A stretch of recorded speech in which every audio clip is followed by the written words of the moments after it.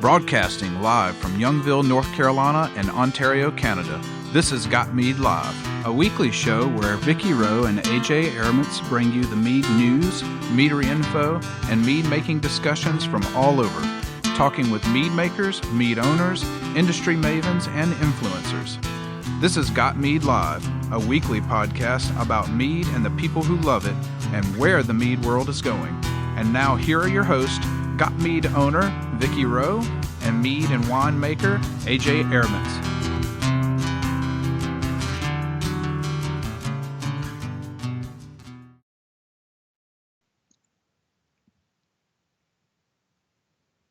Oh, probably would be good if I unmuted. From the den of the puppies of the apocalypse in North Carolina and the bunny pen in Ottawa, Canada, it's Got Mead Live. Welcome to the show. 3 weeks off the show, and I don't know how to operate this thing anymore. I'm blaming it on the fortified mead. That's my excuse, and I'm sticking with it. Right.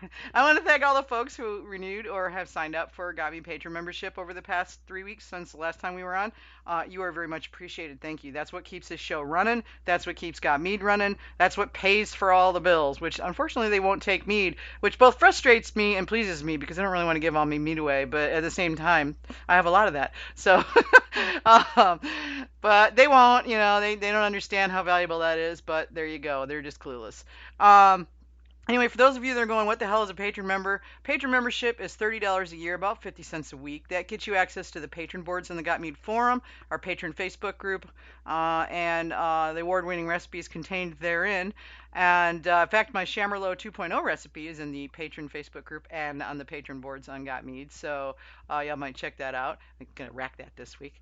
And so it is a curated area for Got Mead. So that's kind of our thank you for helping to support the show. And it also helps to keep me out of hock with my husband because he gets pissed at me when I spend house funds on running my website. So that's, thank you. That's very much appreciated. So if you want to catch us online, of course, you can go to gotmead.com. You can listen live on the website. Just click Got Mead Live Radio Show. The player's live when we are. If you want to catch us later and, not drive time because most of us are sitting at home these days, but when you're cleaning the house or, stripping your floors or racking a mead or, when you take a break from Netflix and chilling, you can catch us on Spreaker, iTunes, SoundCloud, TuneIn, Stitcher, YouTube, CastBox, Deezer, Podcast Addict, Podchaser, Google Podcasts, and iHeartRadio. Just search Got Mead Live. And then, of course, you can find us online at gotmead.com. Facebook, we are facebook.com/gotmead. And our main group is facebook.com/groups/gotmead. Twitter is actually a new handle because I needed something that was more relevant. It's @realgotmead. So Got Mead now is still out there. I actually bought that up or grabbed that up on my other email address, but if you're going to tweet us, tweet @realgotmead. Feel free to tweet us during the show. I'm usually watching the feed.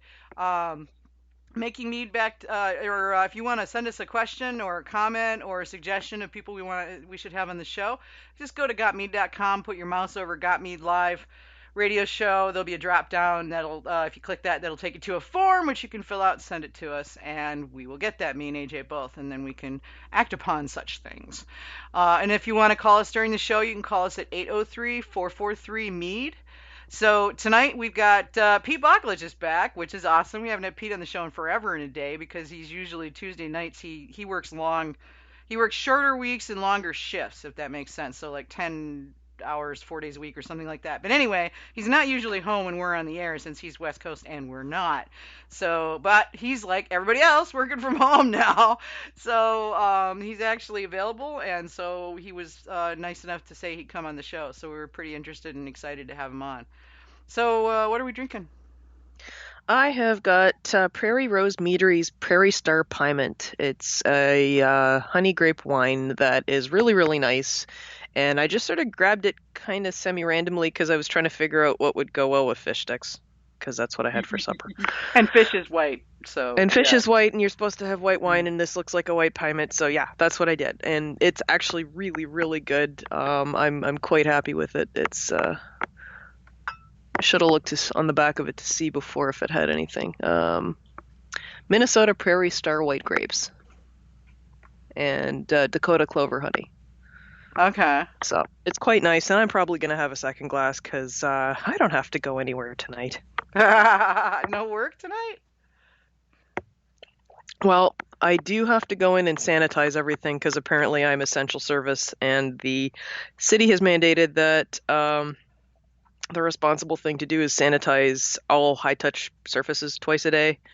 So I do a noon run and a midnight run, but my husband can drive Oh, there you go. because normally we have game night tonight, but in the basement. But of course, the province has banned gatherings of more than 5 people, and so and pretty much everybody we know is living with someone who's a high risk, so everyone's staying home. Good on them. Yeah. No, I think that's probably smart. Yeah, and for all y'all out there listening, stay the fuck home. The hell's wrong with you?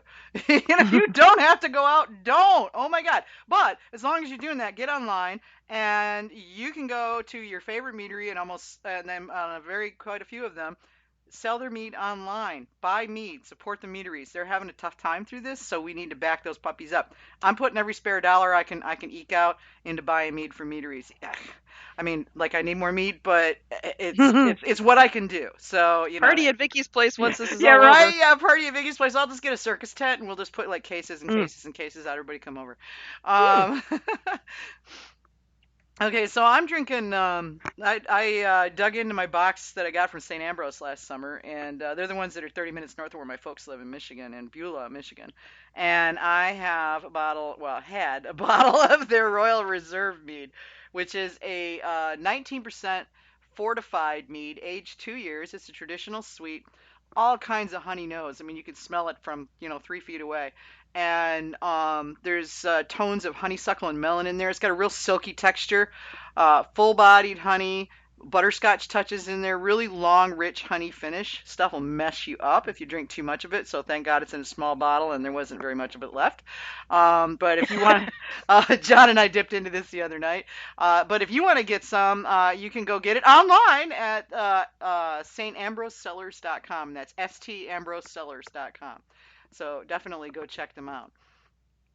So, AJ, you want to read out the MeadCon PSA? I'll get Pete in here. Maybe.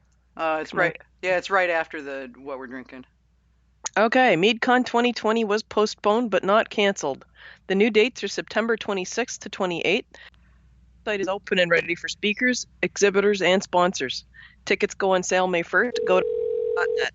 Huh, there he is. Hello. Hi, Pete. Welcome to Got Mead What's going Live. Welcome back, thanks. and about bloody time Welcome back. too. Yeah. Mead. Sorry, hang on a second, Pete. MeadCon.net. Site's open. We're looking for speakers, exhibitors, and sponsors. Tickets go on sale for attendees May 1st, and that leads us right into what's going on with Mazer Cup, Pete. Anything and everything. Yeah. First, what are you drinking though? That's more important, I think. I'm not drinking anything. I get up early for work. Oh, that's right. It's still school night for you. I forgot. Yeah, that's right. I don't drink on school nights. Can't say as I blame you, my friend. Can't say Best as I not blame to, you. really. No, that's fairly smart. Yeah. I don't have to get up at it's early like you do, so. That's true. I'm up at dark 30, like 3:30 in the morning. So. Blah. I'm more likely to still be up at 3:30 in the morning. Yeah. Yeah. Yeah, if I didn't have an early start time, I probably would too. I'm a night owl. Yeah. So yeah. What's been going down with Mazer and that? We finally got things rescheduled for MeadCon. Took a while, but Yeah, as you can imagine, there's a lot of logistical challenges there. One being anywhere in the neighborhood from 3,300 to it depends. Nobody's shipped up to 3,700 bottles, maybe more. So that's a lot of space in between the home competition and the commercial competition. That puts us at anywhere between 10 to 12 pallets of mead. Oh, wow. Yeah. And that takes up a considerable amount of space. And, I really have to give a big thank you to Elite Brands, who's been very patient in holding on to this for us until we can find a place to store it. Looks like we have a spot. We haven't finalized it yet, but the mead will be moved to a. Oop, he cut out. Where'd he go? Pete? Pete left. Hang on, we lost him. Dang it. We Yeah. did our dance. Yeah. Bad gremlin. Yeah. It wasn't holding his mouth right. Hang on, guys. We'll get him back here. Hello. Hey, it just suddenly said Pete left. Are we on? Yeah, we're on. Wow, that's interesting. It is. It just came Well, up and Pete said was talking and Pete it left. Yeah. fell off. So you were saying Elite Brands is going to be holding things while you guys are finding alternate storage, and Right. So they've been really great about holding on to that for us without telling us to get the heck out. And looks like we have a place. We haven't finalized everything yet, but the Mead will move from Elite Brands to another location, which is environmentally safe and stored and bonded. So the Mead will be protected, and that was our biggest concern logistically. Aside from the fact that, we mentioned it'd be 10 to 12 pallet worths of stuff, so we have to. dang, why does it keep dumping him?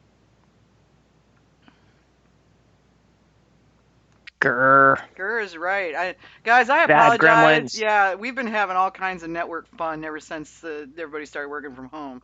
So, Pete, I don't know why it keeps dumping you. It keeps saying Pete left. You were. Yeah. Well, I'm still here on the couch, so. Stop moving your head. Hold your mouth differently. I don't know. No, my head actually isn't moving. I'm leaned back on the couch, so it's in one spot. I've run into this with the show before, so it's Stick your other arm up in the air instead of that one. Do that. I don't know. Oh, I have all three of them up there. So. Oh God.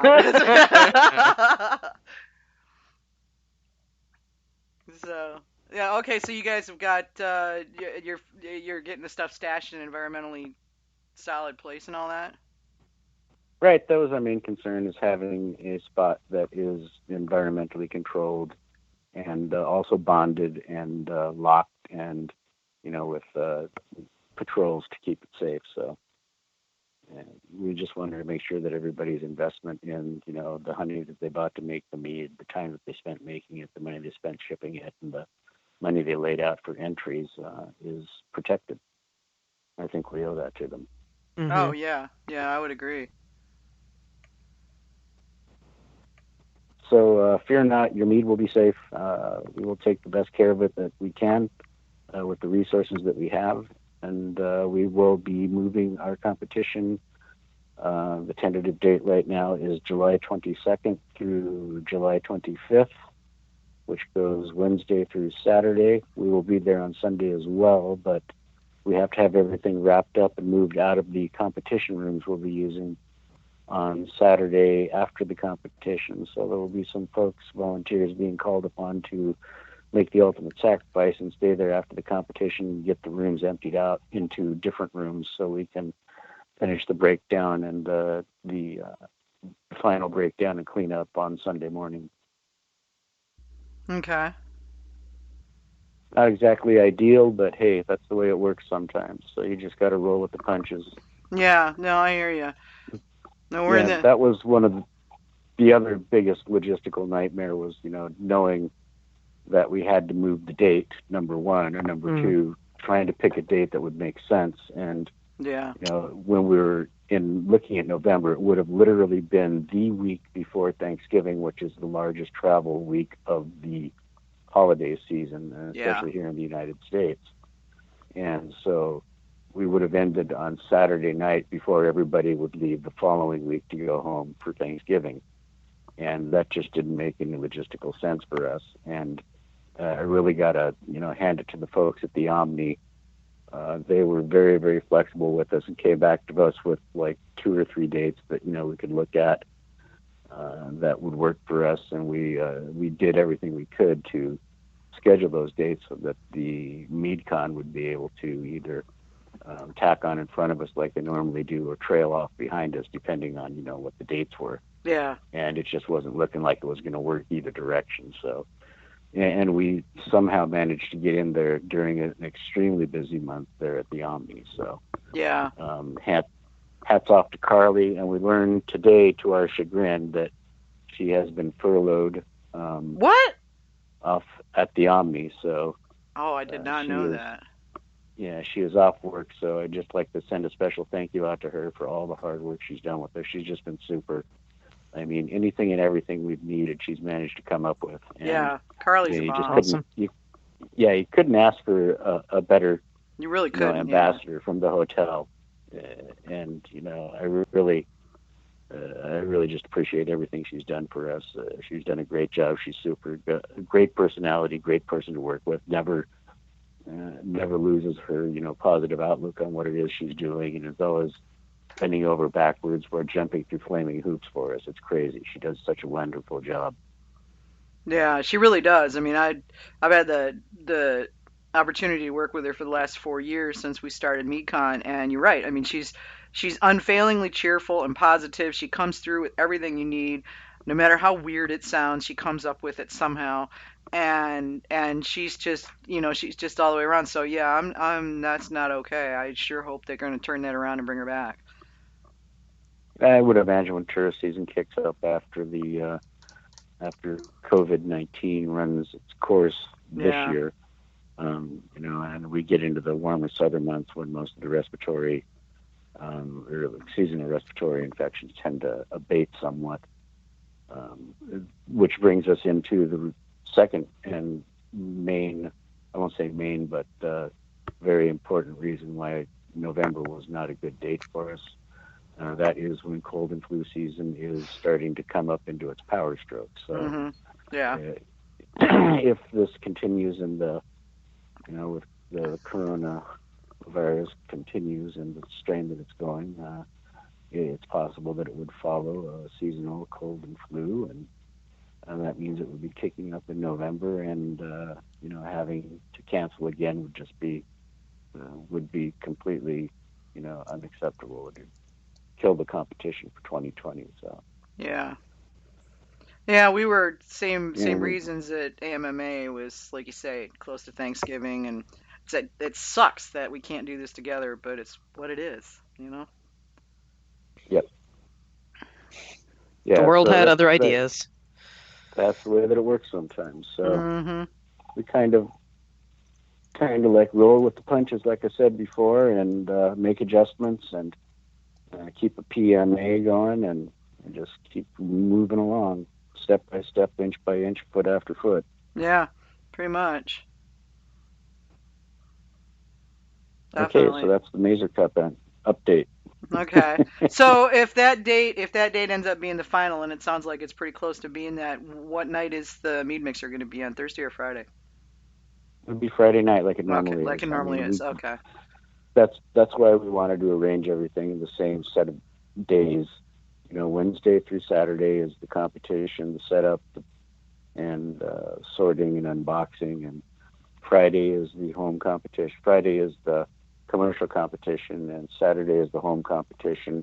Mead mixer on Friday night, and the volunteer appreciation banquet on Saturday, along with the awards, and then Sunday morning, after all of the folks have gotten everything moved out of the rooms on Saturday night, we'll finish up on Sunday morning, have a meeting to talk about what worked, what didn't work, and going forward into 2021. Mm-hmm.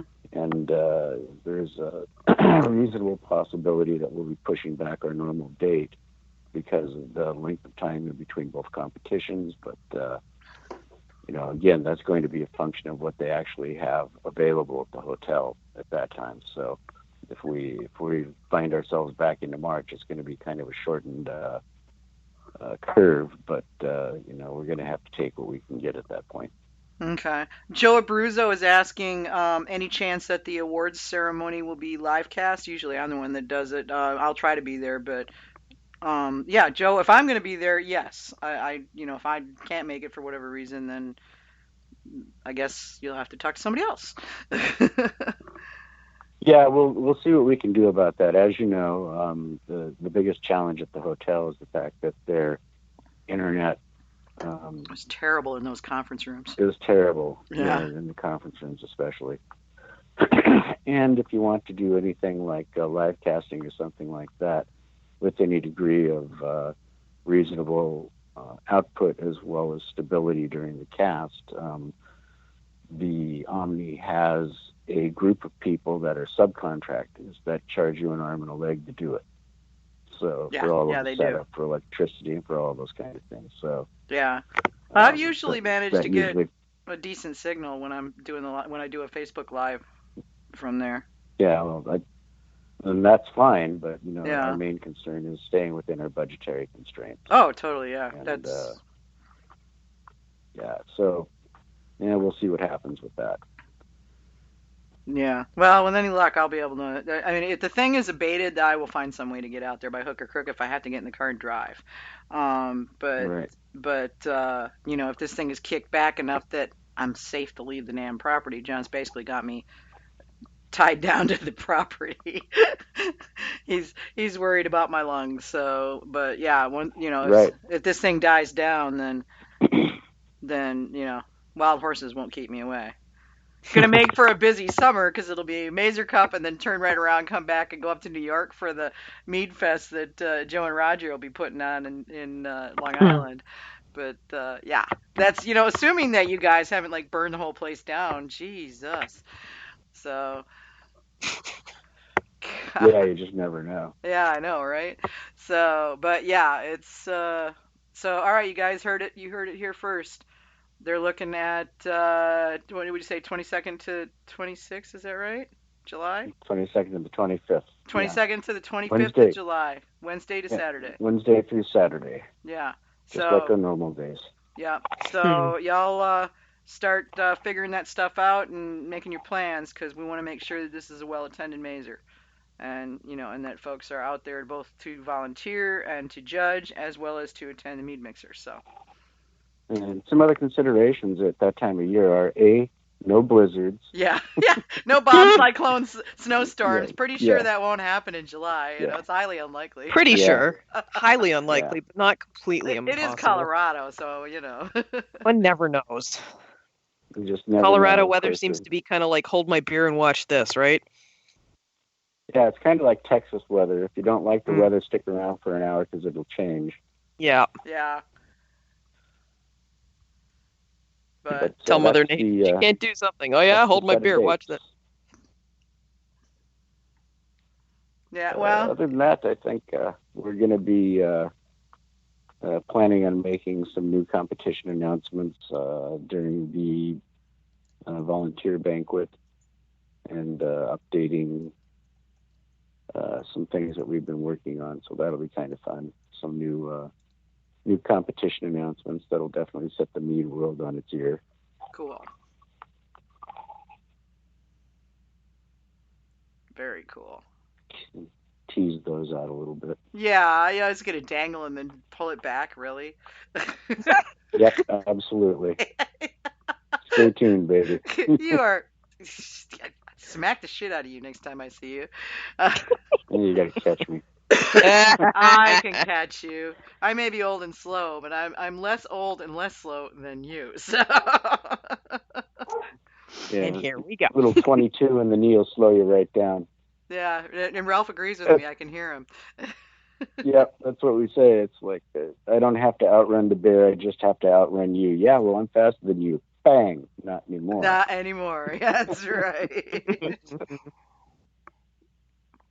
Oh my God, this Bavarian blueberry session mead that Sergio made is freaking like, it's like a liquid blueberry pie. It's stupidly good. Oh man.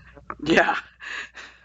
I'm really glad it's a draft mead because I'd be in a lot of trouble otherwise.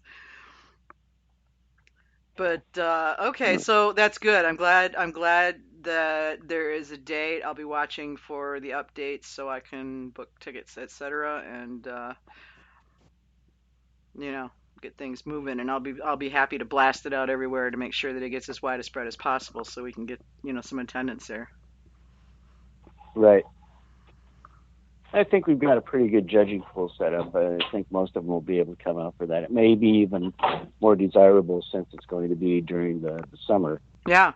For a lot of judges that wouldn't normally travel out there during the winter because, hey, let's face it, it's not the most enduring kind of season that we get there, although it's nice to look at and, you get some great views of snow falling and all that, it's still, kind of a bear to travel in. And like I said, if there's, a blizzard or something like that, we definitely lose a fair portion of the judging pool to that. And basically, the Mazer Cup has always been, which disaster is it going to be this year? Yeah. You know, are we going to have a blizzard? Are we going to have a building power outage? Are we going to have a fire on one of the floors? Oh my Are we God. going to Yeah. have to march through a kitchen, through a storage room, and through a little area of utility room to get out to the competition floor to bring the mead out there? And for those who are wondering what the Yeah. hell he's talking about, that was at the old hotel, the Boulder Outlook. On the other hand, though, we did own that place. They would let us go places they wouldn't let anybody else go. So, That's true. And yeah. what a great crowd they were, Dan and Awesome Patrick, people, just, yeah. again, Fabulous. another set of people who really took hospitality serious and knew how to really, reach out to the crowd and make everybody feel right at home. So sad to see them go, but they're enjoying their lives as they are right now. I see Patrick and Dan posting all over Facebook, so they're not letting any grass grow under their feet, that's for sure. Yeah, well, they were both of them. Last I talked to them, they were both of them like, yeah, we're ready to retire. So I'm glad it was a good thing for them because as sorry as I was to see the place go, the more important thing was that they were all cool. But man, that was such a cool place. For all that the pillows were flat and the beds were hard, it was a cool place to be. Yeah, it definitely had its eclectic It did. points. Yeah. Some great bands that I got to hear there. I still got CDs from some of them, and it's just first time I ever saw somebody smoking pot in public was at the Boulder Outlook. I just stood there staring like, what are you doing? Yeah. Oh yeah, climbing the rock. Yep. The naked jacuzzi parties. Uh-huh. It's like, I remember one year somebody jumping in the pool naked. That was interesting. yeah. Yeah. Well, that was the kind of place that it was. You could get away with it. Yeah. Yeah, it was. Coolest makeover a Days Inn ever, So what yeah. other things do we have to talk about tonight? We're taking questions, or? Well, yeah, we're taking questions. So y'all got questions for Pete, bring them on. But I'm curious, what have you been up to with Mead lately? I mean, aside from the Mazer Cup, obviously. Have you had time to make any mead?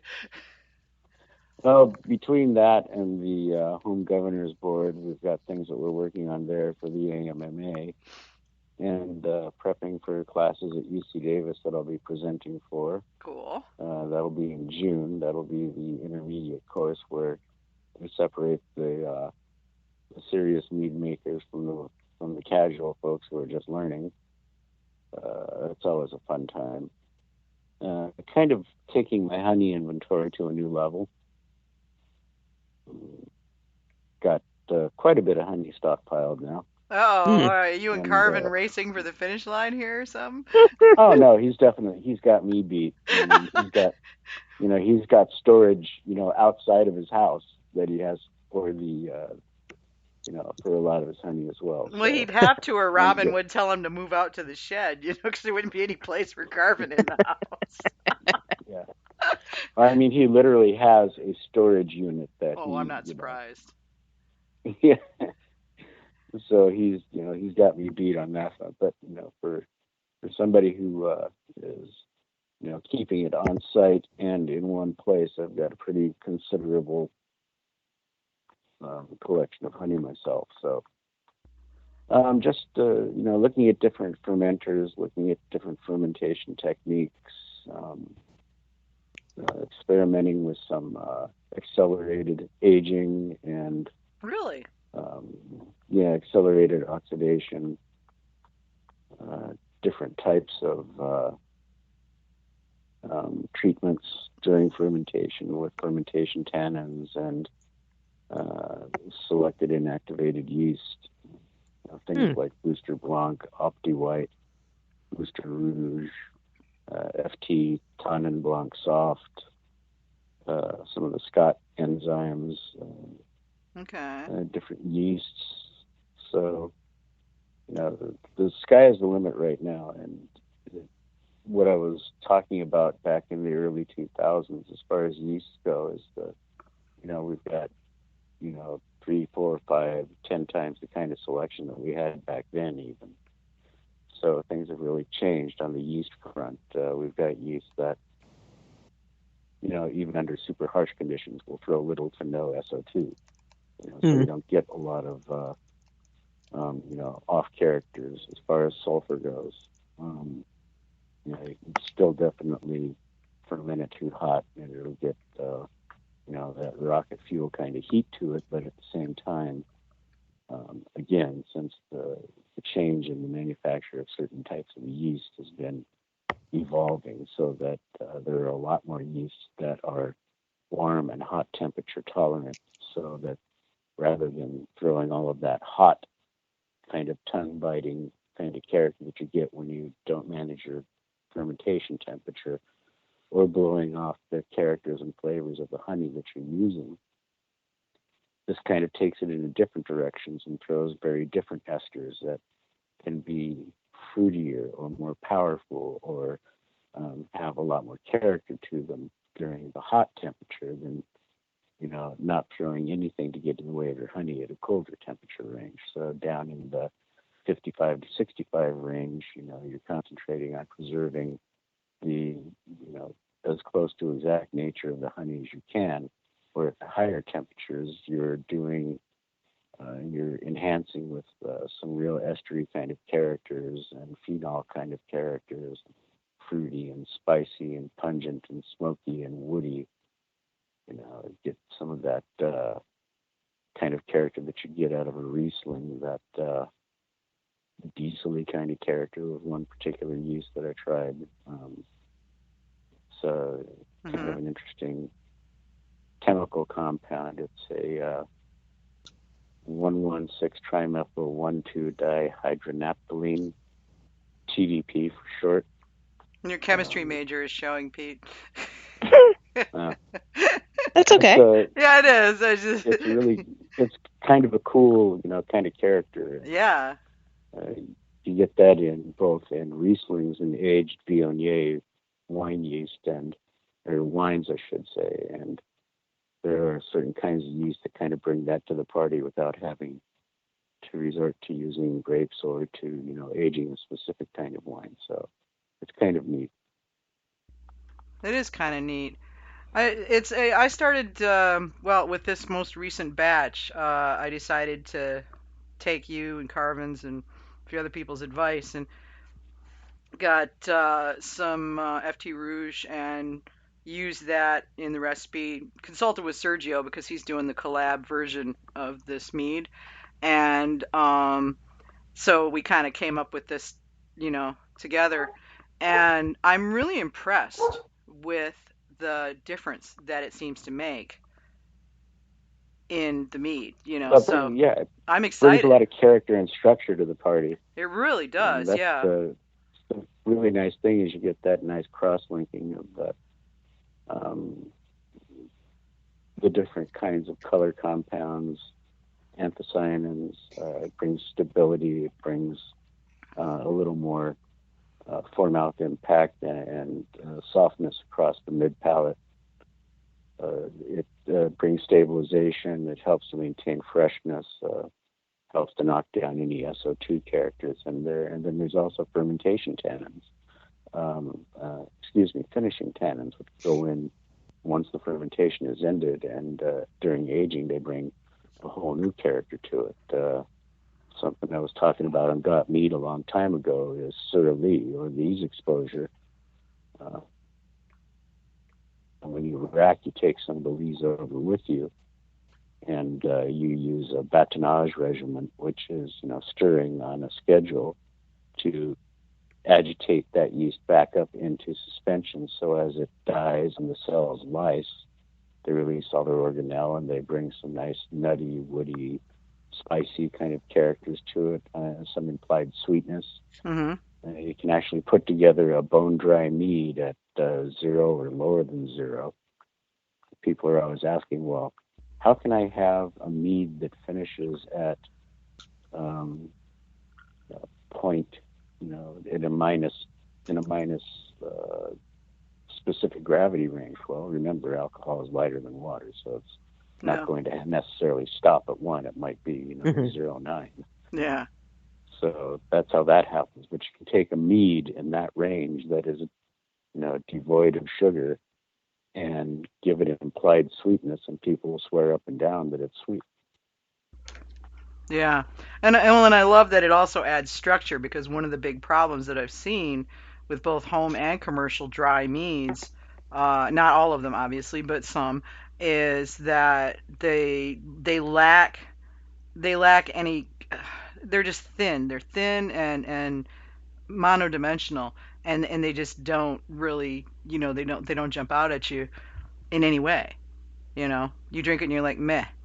So it's, to be able to, to go that dry, have enough perceived sweetness to get that perception of fullness and, the other things that people look for. I think that's really great. Oh, and that's the thing is people, there's some people out there going, well, just because they do it in the wine world doesn't mean we should do it in the mead world. Well, that's, technically that's true. Just because something's being done in one particular fermentation regimen doesn't mean that it has to happen in all the other ones. But what it does mean is these guys have spent literally millions to billions of dollars trying different things that the mead world hasn't even gotten close to yet. And there's no reason in the world to close your mind and turn your nose up things just because they're coming from the wine world Yeah. or even the beer world from that reason. Yeah. Conceptually things apply. So being able to bring, big volume, big pour mouth volume, lush, character across the palate without it having to be sweet, kind of blows that argument into the weeds. And there's a lot of people out there that, will just never change their minds on that, and that's fine. Yeah. If they want to handicap themselves when it comes to making mead that way, that's fine. But for the people who actually want to learn something and learn how to make better meads than the guys who don't want to try that, then there's plenty of opportunity out there to learn things and to experiment Yeah. doing things that bring a lot of big volume, silkiness, lush mouthfeel, richness and roundness, with a nice trailing, long lingering finish, and just Yeah. a very different experience with dry mead than they've ever had before. Yeah. And so there's a lot of things out there to do, especially when it comes to the area of these selected and activated yeasts, because that's really where the game is during fermentation, especially in dry meads. The other thing is, Carvin's talked about this before, and he and I have talked about this at length in several different conversations. People need to get it out of their heads. The first thing you see with a new mead maker is, yeah, it's going to come out at 18%. Yeah, that's great, and it's going to be undrinkable. Well, what do you mean? Well, I mean, it's the first mead you've made. You don't know how to manage alcohol that high. When you have that much alcohol in your mead, remember that alcohol will get in the way of you perceiving, because of the heat from the alcohol, especially at higher alcohol levels, gets in the way of your palate being able to flesh out the different kinds of flavors and characters in the honey that you've used to make that fermentation. So when you're making a dry mead or even a sweet mead, especially a traditional, a varietal traditional, where you've got something really expensive honey like Tupelo or Meadow Foam or Sourwood or heather or any of these other really expensive honeys that are very distinct, last thing in the world you want to do is make a 16% dry mead that's rocket fuel. You want to preserve that character and flavor, so you want to take a slow ferment at a lower temperature, preserve that character, use a neutral yeast that's going to allow the character of the honey to shine through, and keep your alcohol lower. On a traditional sweet or traditional dry, I very seldom go over 10%.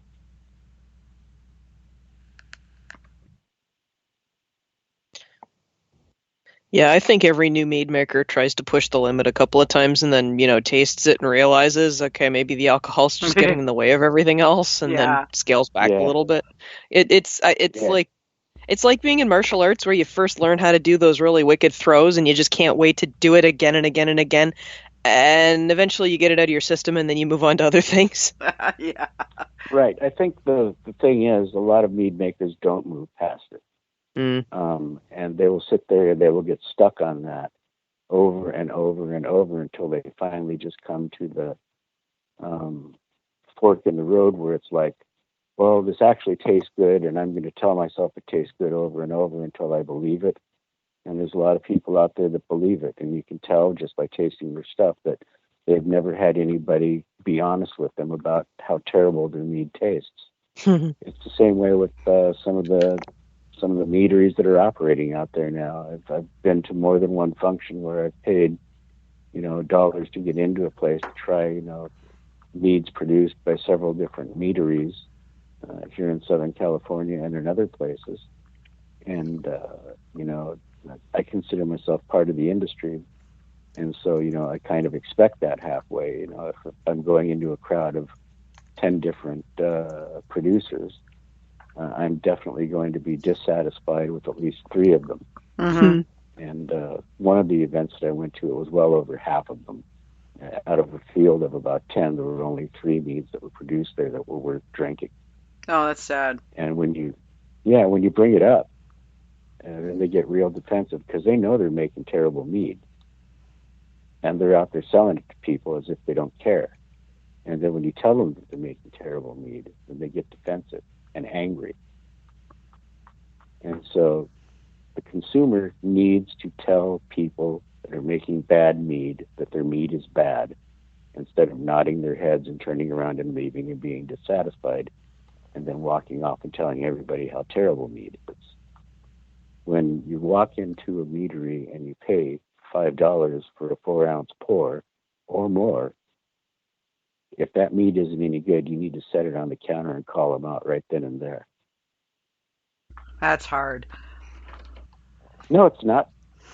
It's not hard at For all. You you, just say, I'm baby. sorry. I'm a wuss, I'm not really good at calling people out to their faces. You know that. See, but the problem is you're part of the industry. And if you're Yeah. not calling them out and letting them know, then I you're doing the know. industry a disservice.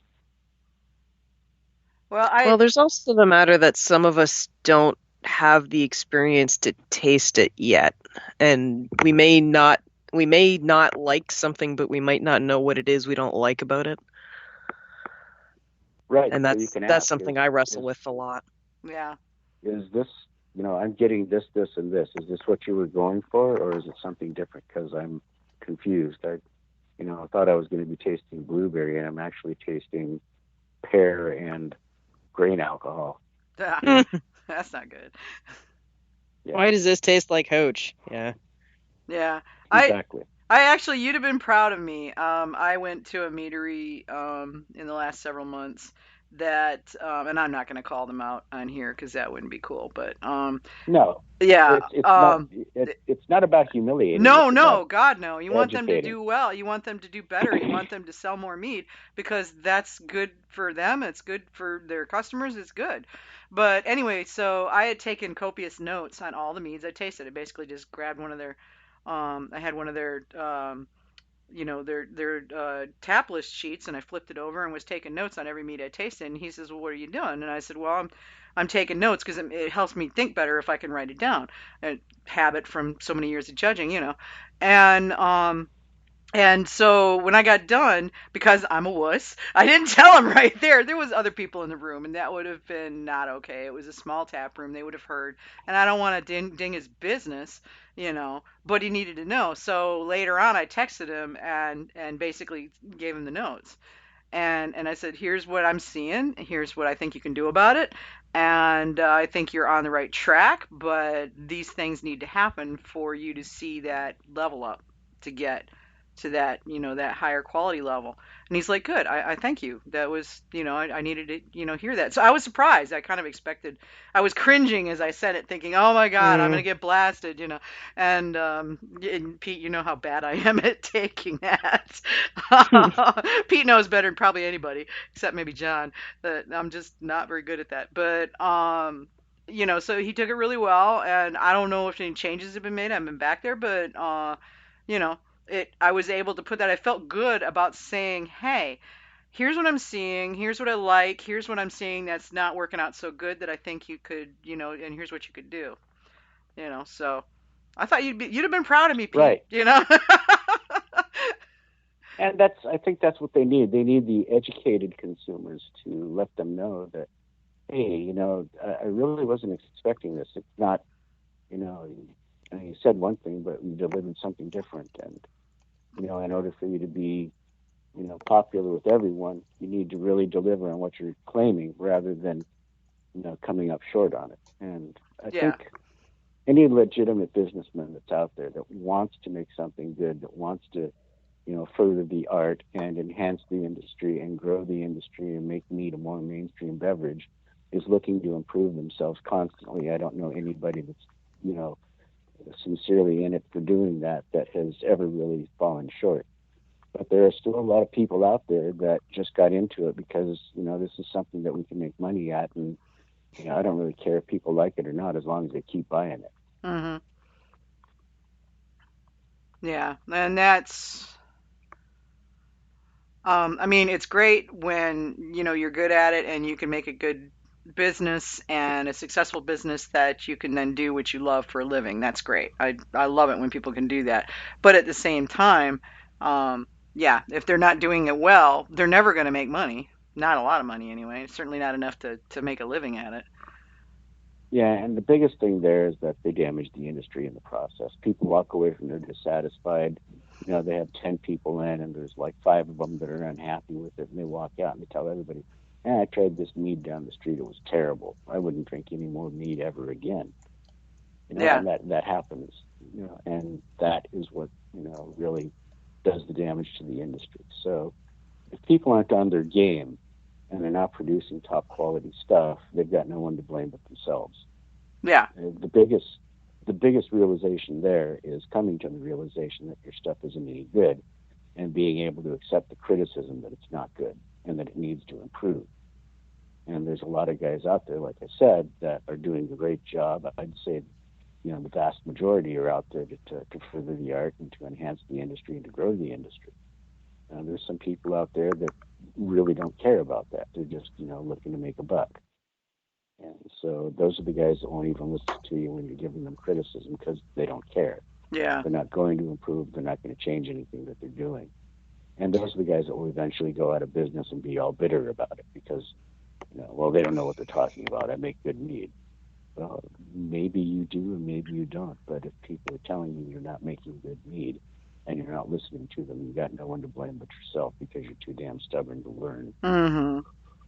I think sometimes it's got to do with how you present it too. Like if someone comes up to me and says, "This is crap," I'm going to be a little bit less likely to listen to them than if they say, "I've noticed this about it and this is how I think you can fix it." Yeah. Yeah, of course. And, you definitely get more, how shall we say, bees with honey than you do with vinegar. Yeah. But the bottom line is, I don't think there's a guy that's been in the business for a while producing stuff that doesn't know that a batch isn't up to par or doesn't know what they're making isn't up to par. And if they don't, then they've got no business being in the business to begin with.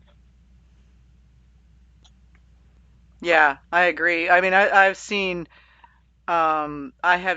my share of, I've made 3 batches, I'm going to open a meadery, folks. And it's like, and I flat tell them that, and again, I think you'd be proud of me. I flat tell them, look, don't do that.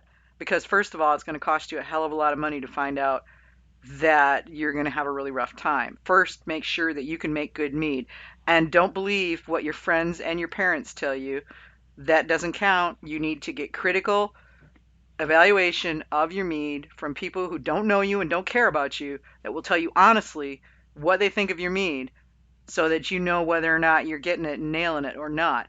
Because you owe it to yourself and you owe it to your customers to make good mead, and you're going to be more successful if you make a good product. That's just the way it is, So don't spend all that money to go become a meadery until you actually know how to make mead. Start by entering some Right. competitions and see how your mead actually goes by people who know what they're doing for judging. Yeah.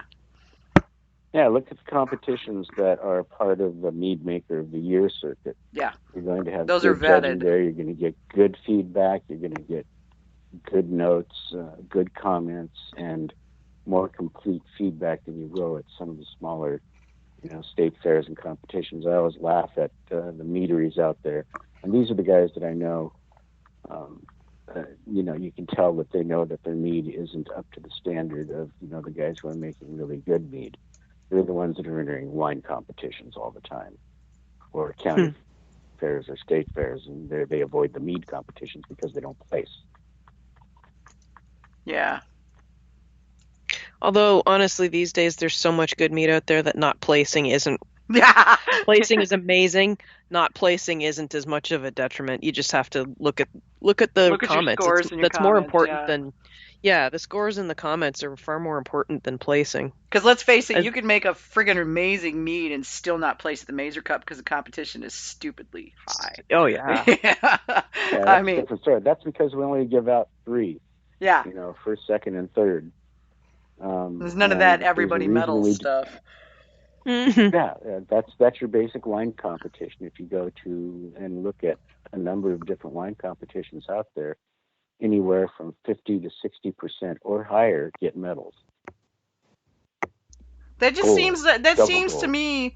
I mean, triple gold, quadruple gold, quintuple gold. It's like, I'm sorry, but if the reason that we have, in my opinion, that people call us the Olympics of Mead or the Mead Olympics, is because we only give out 3, and it's like, we had over 30 countries enter this year in between the commercial and the home competition. I mean, Malaysia, the Philippines, from Japan. That's new. South Africa, New Zealand, Australia, South America, both Brazil and Argentina. I don't remember if we had anything from Chile or not. I know we've got a couple of commercial meaderies down there now. Yeah, I saw that. But the thing of it is, this is, an international competition now. We'd get 3 or 4 from the Eastern Europeans and the Canadians earlier, in 2007s, 2008s, 2009s, but now we're getting entries from everywhere over in Europe, and entries from India, and entries from Malaysia. We've had them in from Singapore, and nice. I think there was some from Japan last year. Yeah, I wouldn't be surprised to find that the one from Singapore, because we had somebody from Singapore coming out to MeadCon, which I hope they'll be able to do it in the fall. But I was impressed that we don't get as much. Like you guys have a competition, so everybody can enter. AMMA doesn't necessarily appeal to everybody in the world, just because of the fact that a lot of our stuff on the business side, especially, is U.S. centric. But yeah, right. Yeah. And so the reason that we limit the medals that we put out there is because it carries gravitas. When you win first place in the sweet traditional category in the Mazer Cup, you know that you were up there against, anywhere from 20 to 30 different meads from different countries from all over the world. That is an accomplishment. When you say, hey, this is the best sweet traditional mead in that competition, you're saying, in effect, that you've gone up against some of the best from around the world and you won, so your mead is something to be considered. And that's, to me, why it means so much. That and the fact that you've got so many good mead makers there just sharing their techniques and their thoughts and what occurs to them and how they do different things. And the networking there is incredible. Just going there, to judge and to be a part of it and to get to talk to the other mead makers from around the world is, that's priceless. In and of itself. It's priceless. It really is, yeah. I mean, everything I know about judging, I have learned from my fellow judges, people who are more experienced than me, you and Ken, and and God, just countless numbers of other people that are last year I learned a ton about braggots. I mean, I'd never judged braggots before, but I ask questions and I listen to the people that I know what they're talking about and pay attention. I mean, it's amazing how much you can learn if you just keep your ears open. Right. And to that end, I think one of the things the Mazer Cup is in the process of doing, we changed our commercial judging sheets last year, and are refining them again this year. We're putting spots in there on the BJCP judging sheets. There's usually a bunch of check boxes for sour, solventy, musty, earthy, citrusy, acidic, mineralic, and things like that. And so what we've done is we've taken that and combined that kind of approach, as well as a bunch of different, more standardized nomenclatures that you'd see in the wine world that apply to mead as well, and put an expanded section on our score sheets where when people are going through and judging, they can check that box and say, this had this and this had this. We're also looking at color because, everybody has a different way of saying red. And do we need 20 different ways of describing red? Probably not. Yeah. So what we do is we take the most common descriptors of red that we see in the wine world that apply to mead, and we apply those, and we say light red, medium red, deep red. That's three different ways to say red, except light colored, medium colored, and red. Same way with straw, the same way with gold, same way with pink or salmon. Instead of saying carnation or fuchsia or something else that's really an interpretable kind of thing. Pretty in pink. Yeah. And the same way with body and mouthfeel. So, during those sections, in the old ones, we'd have describe body, describe mouthfeel, describe, the finish, describe this, describe that. And so we're giving them descriptors to use for mouthfeel. It's like, mouthfeel, please check the appropriate box and comment. So is it a medium mouthfeel? Is it grippy from tannin? Is it unctuous and lush and viscous? The different kinds of things, as well as aromas, different kinds of things that are commonly used in the wine world, like pericore. Most people don't know what that means because they haven't really, encountered that kind of thing, but that's the aroma of wet pavement. And it's kind of prevalent in a lot of the older world wines, but you find it in some mead too. In different descriptors. Anyhow, we have those on the score sheets for the commercial meaderies. We're going to be instituting that in the next couple of years for the home competition as well. Cool. Slowly but surely, and we're going to start. You're going to see in the next couple of years as well.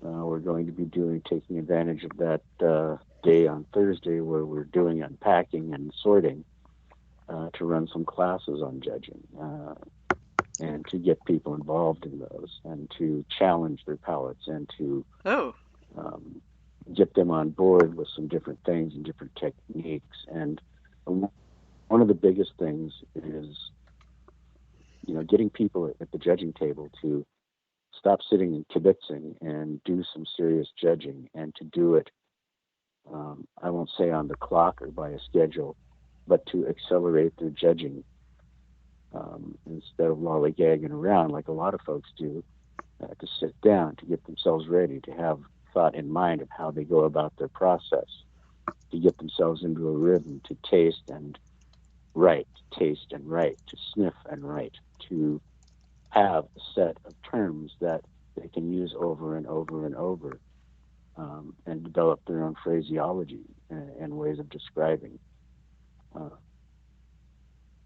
It's right there on the judging sheet or right there at the table that they can look at makes it a lot easier. We're going to have going down the road. We're going to have color charts in the rooms. That if somebody's like at a loss for describing the color, they can walk up to one of those charts, put the glass up against it, and go, "Oh, that's straw.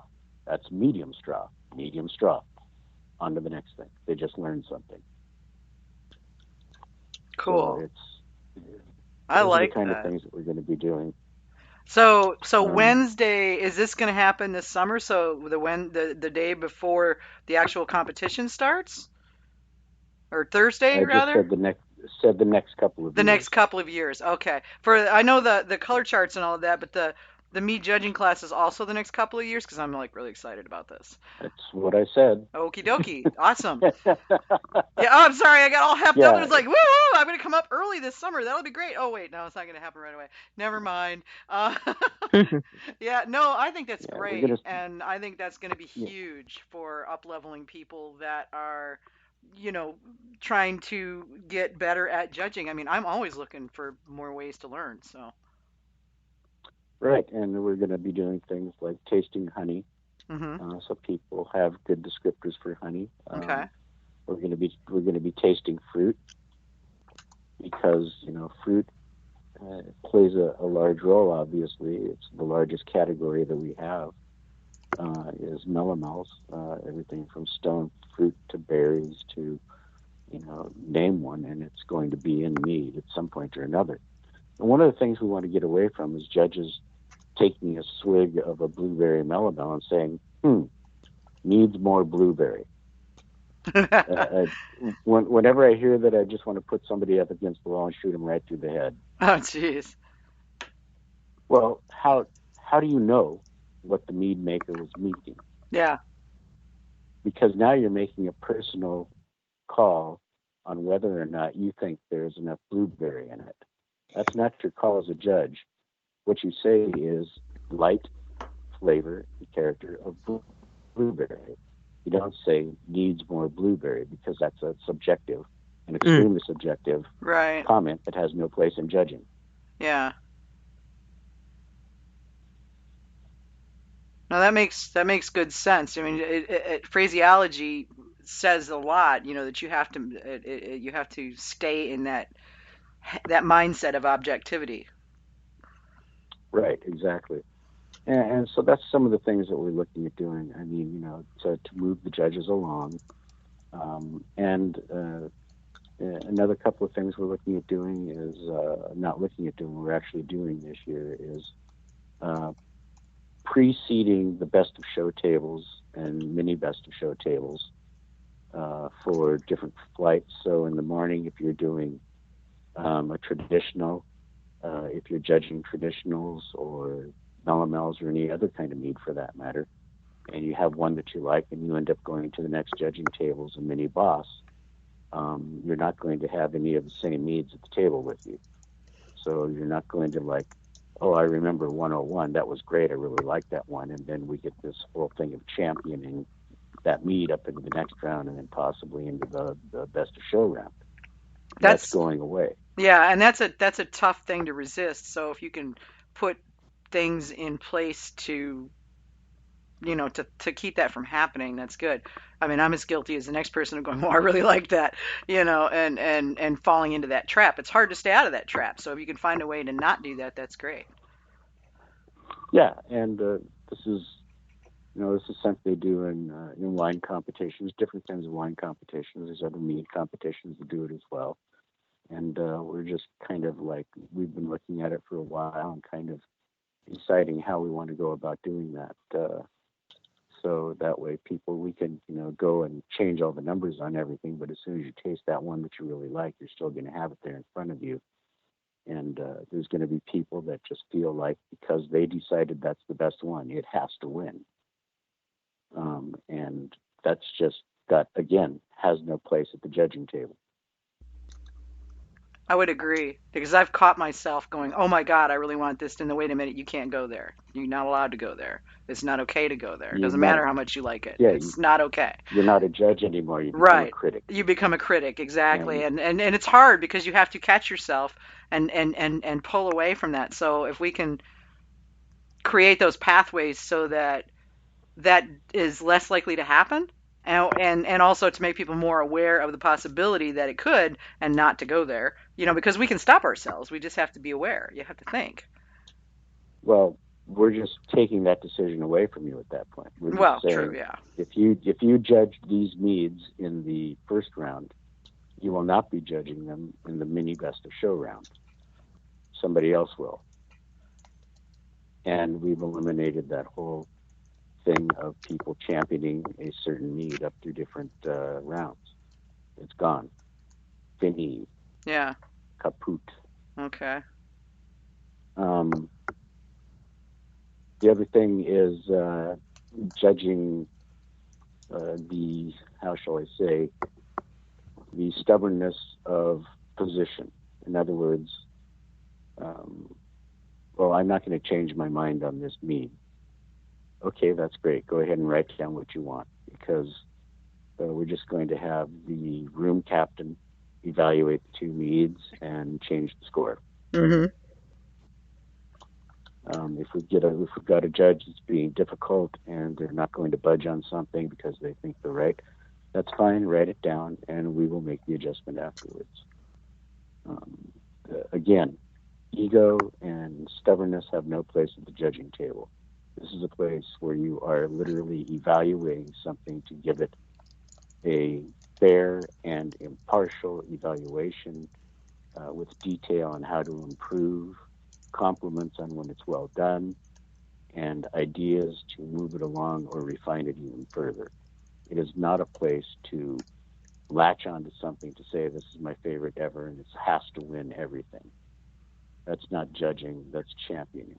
Yeah. That's, again, getting back to being a critic. That's when you write that So, one down and go find it later if the leftovers are available. And then let go of that, and go on with what you're supposed with the jobs that's in front of you, and do your job, Yeah, that's right. And the other thing is too, we've had judges that'll walk out with a glass from one of the judging tables, say, this is a thus and such mead. While judging is still going on, they're taking it out into the lunch area and talking about it. And That's there's people not out right. there that may end up judging that in the best of show round or in a mini boss or something like that. Yeah. And so we're working on getting rid of that from happening too. So Okay. there's a lot of adjustments that we're making gradually that people don't even notice. Some people do because they run into it, because they're doing something that they really shouldn't be doing, or because they get disinvited back because the comment sheets they put out were lacking, or full of kind of language that doesn't have any place on a judging sheet. Yeah. Mm-hmm. We're constantly refining what we do and how we do it, and looking for the best judging pool that we can get. And so that's what we're working on, so that everybody that pays the entry fee and spends money, their hard-earned cash on honey that's very expensive now, when they enter it in our competition, they know that we're going to give them the best evaluation that we possibly can. And that's what makes the Mazer Cup so awesome. I think so. Yeah. I was always proud as hell to be part of that when I was still, working the Mazer, and I'm still very proud to be able to judge in it every year. I look forward to that, and I take it as a privilege, that I have that opportunity to judge some of the best meads in the world. Judging is a privilege, not It a is. right. It is not a right. Exactly. It is. That's the thing. If you're not doing I'm constantly looking at it and going, I could be better. I could learn more. I could expand my capabilities. I can be a better judge. And Joe Abruzzo was saying in the comments on the live chat that judging can be intimidating, and it is. When I'm sitting across the table from you, God, you're one of my best friends, and you scare the hell out of me when I'm judging across the table with you. Because you're very intense, you're very focused, you're very experienced. You've been doing this for a very long time, far longer than me, and it's intimidating. It is, but at the same time, I know I can learn. I learned from you. I learned from Ken. I learned from a couple of people last year that taught me some things I did not know about specific little things that I just hadn't run across before. or wasn't aware of. So I try to take it always as a learning experience because there's always room to grow. There's always room to learn. I don't Yeah, and I'll that's never the be thing. done. I figure I'm always going to be learning. Well, that's one of the things too. I was going to say is that as much knowledge as one particular individual may have, and skill and palate exception and things like that, there's still things in the palate and the aromas that they won't catch that other people will. And it's knowing that and being open to that and being able to admit that makes for a good judge. It's somebody who will say, you know what, I didn't get that, but I can see that. Yeah. I can see that now. And it's like it's not about being the guy with the super palate or the guy with the super nose or the girl who can tell every kind of flavor that's in it. The bottom line is that you do the best with what you've got and be open to things that you may have missed or that are what I call palate holes for me. There's certain things that I'm not going to sense as readily as someone else might. And so you have to realize that, and you have to not be offended when people say, hey, well, I'm tasting this. And you get people that are like, oh, yeah, you know what? I didn't get that, but I can see, with the way this tastes, that could be part of it. Or, you don't want to get into the, well, I didn't taste that, so it's not there Yeah. kind of a mindset. Because there are people that do that as well. Yeah, no, but And, that's everybody's different though. You can't do that. I mean, I know people do that, but you shouldn't do that. I mean, one of my first defining judging moments, because there's been many of them, was sitting across from Ken back when we were still doing the International Mead Festival. And I think right. it was the first year we had a home comp, you know. So that was the year we were standing up on the balcony there, and doing all that stuff. Oh, right. Yeah, yeah. But anyway, that was I think that was my first year judging. It was either that year or the year before, and I got put at a table with Ken, and somebody had a prickly pear mead. I had no flippin' idea what prickly pear tasted like. I'd never had prickly pear. I just assumed it was like tequila. I didn't know. So, so when we tasted it, after I made a pucker face and Ken got done laughing at me, I said, is this what prickly pear tastes like? I've never had prickly pear anything. I mean, closest I've come to that is tequila, and that's agave. It's not the same. And he says, yeah, okay. And then he went on to, in typical Ken fashion, give me a very detailed explanation of what he perceived it as tasting like. And I came away from that knowing far more about prickly pear than I ever expected to learn, and it was great. You know. I still don't know what it tastes like, and I've had it a bunch of times. I don't know what it tastes like. It's like dragon fruit. I can't describe that either. I don't know what the taste is. I don't know how. Yeah, I don't have words. Right.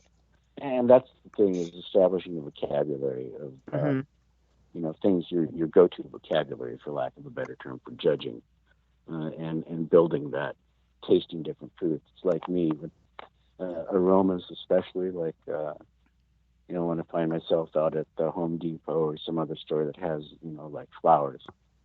I'll go in there and I'll surreptitiously be walking up and down the flower aisles and snagging a petal or two off of the different flowers and crushing them up in my hand and smelling them, and moving on to the next one, plant by plant by plant, getting some exposure to these different blossoms. So when I'm using descriptors, I can say, yeah, this smells a lot like bluebells, or this smells a lot like pansies, or nasturtiums, or impatiens, or any of the other ones that you run into out there.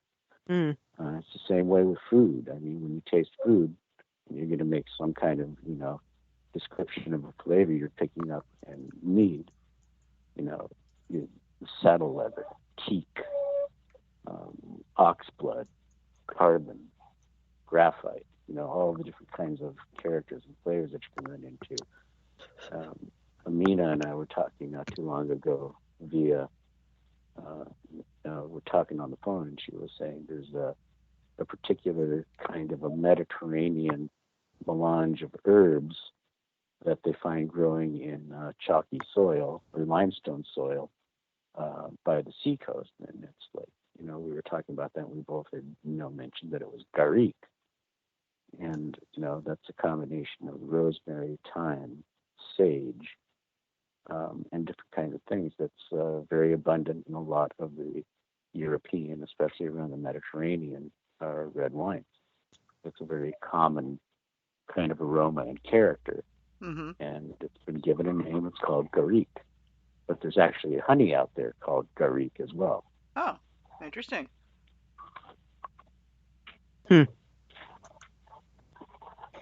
So it's, opening up your palate, opening up your nose, learning different aromas, learning different flavors. That's all part of being able to judge and judge efficiently and completely. Is being able to pair what you're smelling, what you're tasting up with descriptive terms that make sense, and having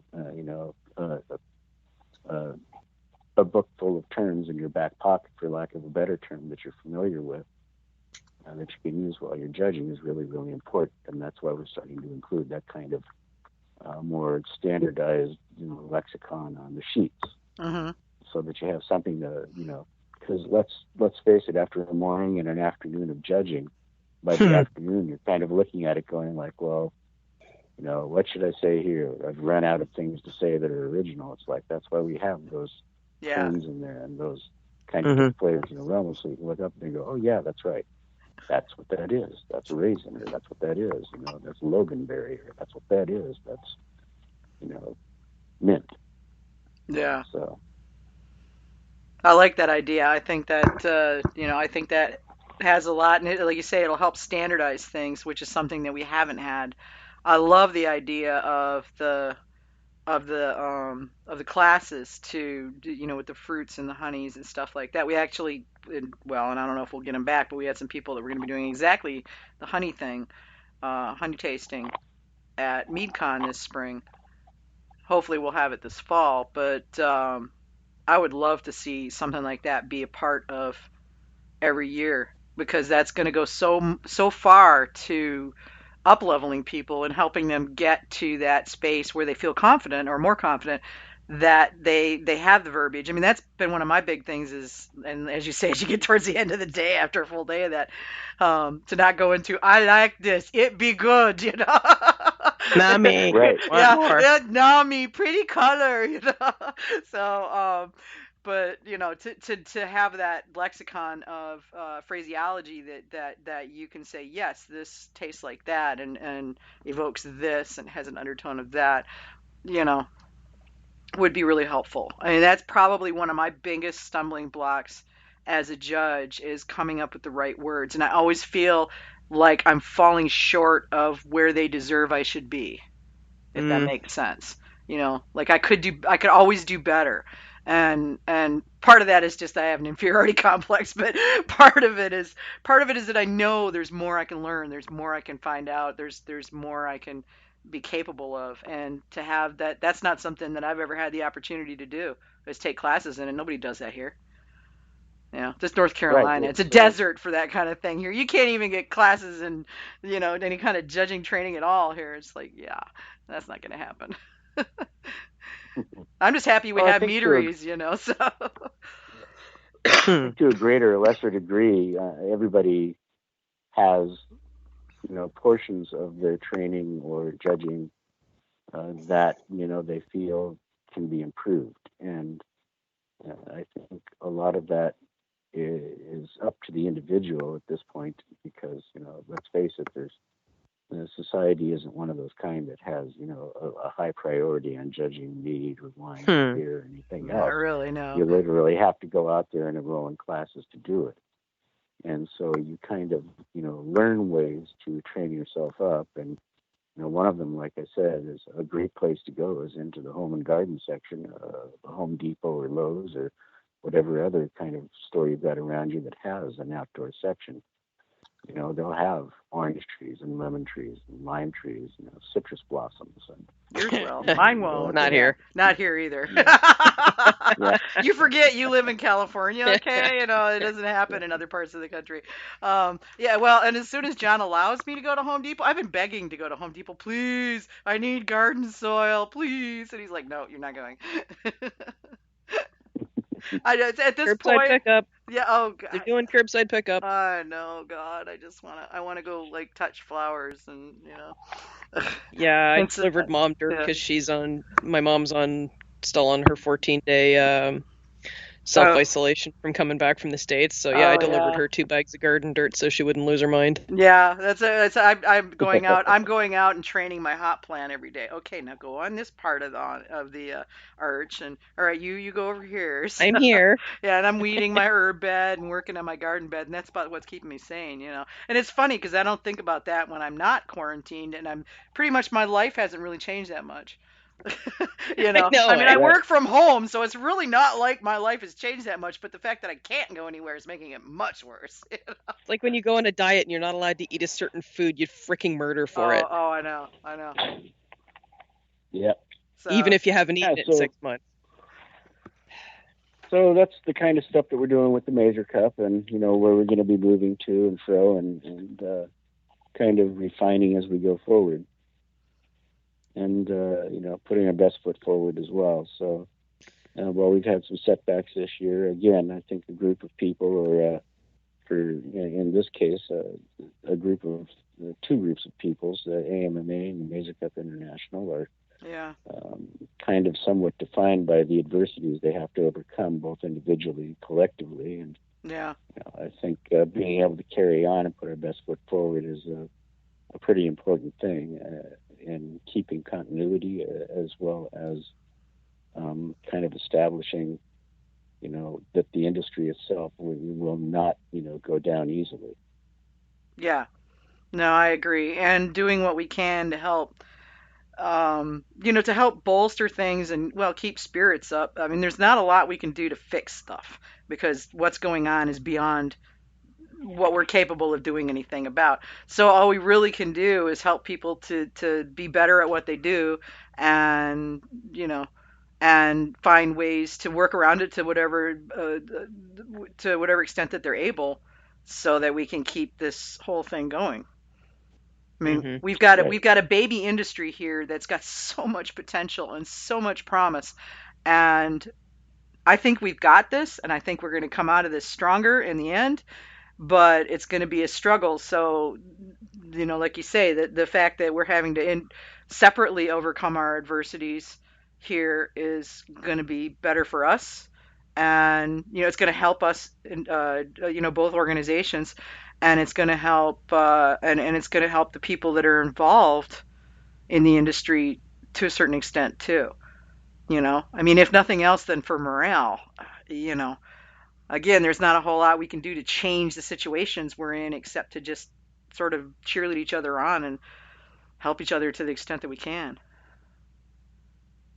No, I agree. It's whenever you come to that proverbial fork in the road, making the decision to go right or left, or to get out the machete and just go straight in between them, is Yeah. you kind of have to moderate that with a little bit of common sense, as well as a little bit of perseverance, and just move forward, whichever direction it may be. And you deal with the consequences, and you deal with the benefits. And that's what we're learning in this year, of things being taken out of our control and pressed into a completely out of control situation. But um, maintaining your ability to be flexible and to deal with the curveballs that they're thrown at you, I think, is important, because it not only helps to shape your event, so that down the road, when you encounter these things, you've had the experience of having to deal with the loss of a venue, or the loss of a date, or the rescheduling of something, or the logistical nightmare of dealing with 3,300 bottles of mead. Yeah. Mm. Um, you kind of look at it and go like, okay, we've been there and we've done that, so this is what we did and this is what we need to do now, rather than taking a hokey pokey step back, sitting down, and blowing your breath out, going like, what the hell are we going to do now? Because that's a bad place to be. Yeah. Just And I like the Martian you really want. approach. You solve the thing in front of you, and then the next thing, and then the next thing, and then the next thing, because that's what you've got. Right. I just I just boil it down to work the problem. Yeah, pretty much, yeah. But yeah, so that's where we are. So, do we have questions? Do we have people out there that want to learn some cool things or ask some All right, ridiculous questions? all right, guys, on the chat, y'all got your chance now. We got Pete captive. Hurry up. Let's ask some questions here. They're they're talking about prickly pear juice now, so Of course. yeah. They get off on Well, all That's I've sorts so of eaten the 15 fruit and tangents. I minutes couldn't ago. tell you what it tastes like. Yeah. Yeah, that's so 20 minutes ago, guys. Come on. Let's come Yeah, up with right? something good. Everybody and their brother has already done that. Oh my God. Well, what we're talking about is none of us can really describe much of a taste of it. And like I've even made prickly pear mead, and I couldn't tell you what the fruit contributes aside from the color that ended up fading anyways. Yeah, color can be an interesting thing. There's a bunch of different ways, including tannins to help maintain color. Um, the sulfites, tannin. Uh, How about heat? what about heat? Because when I started out as a winemaker, before I started making mead, my usual method was to dissolve my sugar in hot water, like bring it to a boil, and then pour that over the fruit, and then wait till it cooled, and then add my yeast. And that was pretty much my standard procedure for pretty much everything I made. And I did not have problems with color retention until I started doing cold brews. What kind of fruit were you using? Oh, I even have strawberry that's still pink because I did it hot. And everybody else is always saying, "Oh, my strawberry loses its color," and mine didn't. It's still pink. Yeah, mine never Same thing. loses color, but I don't use heat, so I Okay, don't well, know what the difference is there. I don't know what the yeah, delta is there, to be honest. yeah. I keep it in the cooler range of the yeast, down into the high 50s, low 60s. I Whereas use I a don't. neutral yeast most of the time, like DV10. I do use fermentation tannins, which are very good at cross-linking and maintaining the color stability. I do sulfite, which is also good for that. I also fine and filter, which is also good for that. Um, color retention. You can use various, other additions besides sulfite and tannins. Oak additions are good for color stability as well, maintaining freshness, and it will actually also help bind up some of any off characters that are in there. Yeah, I've also heard Um, about the Opti Red, but I haven't tried it yet. yeah, OptiRed is a good SIY as well. It's great for like red fruits, dark fruits. If you're doing melomels, works great in um, black currant and black cherry, dark cherry, tart cherry, any of the reds, purples, or brick colored fruits. Bring Gotta out love the those anthocyanins. character and flavor. Yeah. Yep. Anthocyanin is the way to go. Good stuff. Yeah, I love how you can use wild grapes as litmus paper because our water here is a little bit basic and the fruit themselves is a little bit acidic. But if you're like rinsing stuff out, you can see where it goes from pink to blue Hmm. as you dilute the acidic with the basic water. And that's the science geek in me coming out. There you go. But yeah, so what other things we got there? They're asking on the chat, you needing judges or stewards for Mazer? I'm assuming the answer to that is always yes, but I guess that begs the question of when will you open up signups, or are they open already? We'll get those out there. If you have questions specifically, or if you've already signed up, stay signed up and hit us up at info@mazercup.org. If you haven't signed up and you're interested, and that way we can, put announcements out so that people know on both Facebook and the website that judge signups will be there. Judge signups are done through Reggie, just like volunteer signups. So a lot of the times it's like you'll have to go in there like you're entering something. It'll say enter here, And people are like, but I'm not entering. No, but that's where you sign up as a judge. There's a little spot in there that says, hey, sign up as a judge, and you click that, and then you're ready to go. And they're split across. There's one entry for home and one for commercial. It wasn't. It Correct. wasn't. It wasn't always like that. So that caught me off guard this year because I think that changed this year, didn't it? No, No. actually, it changed 2 years ago. Yeah. Oh, and I just went through it and didn't even realize I was doing it. Never mind then. You have to sign up separately for both commercial and home. Yeah. At some point, that's going to unify. I'm not exactly sure when that's going to happen yet. So there's a considerable amount of work to make that happen. Yeah. No, I'm not surprised. So yeah, Come on, guys. What else? Usually people are like. I know. Usually when you're on, especially, yeah, they're usually tripping over each other to ask questions. But apparently it's quiet out there tonight. So go figure. Yeah. I mean, come on, you guys. I finally get Pete to come on the show, and this is what you come up with? I may just have to bring you back and then warn them weeks ahead of time so they have time to prepare themselves. Catch me while you can, because I'm working at home now. So yeah, right? Yeah, that could change at any time, and he'd go back, and then I can't have him anymore. So, There you go. Yeah, I was just, I'm sorry you have to work at home and that the shit's hitting the fan and all that, but I'm really glad you were able to come on this show. I've missed being able to have you on, Oh, okay. All right. Finally, some questions. Okay. Josh Holbrook is asking, what's your favorite honey varietal? Do you have a favorite honey varietal?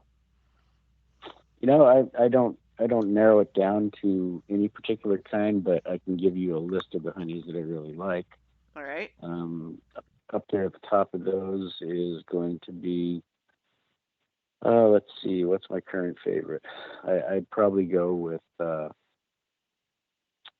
Meadow Foam at this point in time, but Tupelo, Sourwood, La Jolla, Macadamia Nut, Clary Sage, and Blackberry. Those are all right up there too.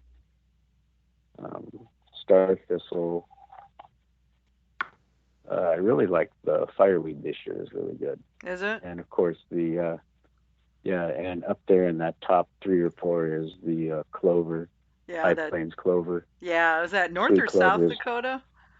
I forget. South, yeah. Yeah, South Dakota. It was with the cinnamon notes. That was so awesome. Mm-hmm. Great stuff. Purple Vetch. Oh. What else do I have that's great? The African honey from Dutch Gold, the Zambezi Gold. I've got some Indian mustard honey that's amazing. Some Mexican orange blossom that's pretty awesome. Some Arizona sage that's killer. Nice. Buckeye. Arizona sage. Chemise. Yeah. Have you had any of the high desert honey that's got like there's a flinty note on the underside of it that's just fantastic. The only time I've ever had it was when I went to a meadery in Oregon, and I've never seen it since. So are you talking They Oregon called it desert, or are you talking Washington desert, or are you talking that's an Arizona excellent or California desert? I'm pretty they're all sure going to be different. Yeah, I'm pretty sure this was Oregon desert, but he called it high desert honey. That was all the description he gave me. But the one thing that really caught me out on it was that it had that flinty character to it. It was a mineral note that I've not seen in any other honey I've ever had, and it just really caught my attention. I thought it was really interesting. Yeah, it's probably because he doesn't know what the predominant varietal was in that. Probably or if not. there wasn't any predominant varietal, but well, he said it was a wildflower. It was a high desert wildflower honey. That's what he called it. Sorry, I should have been more clear. Yeah, so if it's a wildflower, then it's going to be constrained to the locale and the type of vegetation in that area. Mm-hmm. When it blooms, when the difference between the spring flow and the fall flow. If they have a fall flow up there, a lot of them do, a lot of them don't. So flinty honeys, I've had stuff that tastes, of mineral, especially if it's around the hives are around salt cedar. Okay, that's kind of what I was wondering was where it would have gotten that because I don't live. I've been through deserts, but I don't know anything about deserts other than what I read. Yeah. So it was just I was really curious as to what might have caused that character because it was so intriguing. So different. Um, let's see here. Oh, Josh Holbrook, Joe, I'll come back to your question in a second. Josh Holbrook asked, "Can you describe the clary sage?" Clary sage is a little bit deeper than most other sages, with the exception of purple sage and black button sage. Clary sage has a deeper flavor profile with more notes of caramel, butter, brown butter, butterscotch, toffee, with That sounds some yummy. nice molasses notes in there, Wow. minus the sulfur. It's sweet without being overpoweringly sweet. It makes a phenomenal traditional mead and a great base for dark fruit melanos. Ooh. Okay. Now I feel like I got to go buy a bucket of clary sage. I've only got 2 buckets of honey. I'm feeling bereft. Um, uh, yeah, well, compared to Pete and Carvin, shoot, and they got a honey store each.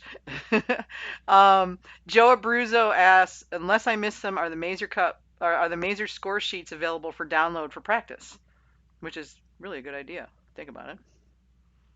No, not at this point, because I want to have that constrained to the competition without people out there going through them and changing them around and using them for their own purposes, and then saying this is the Mazer Cup score sheet.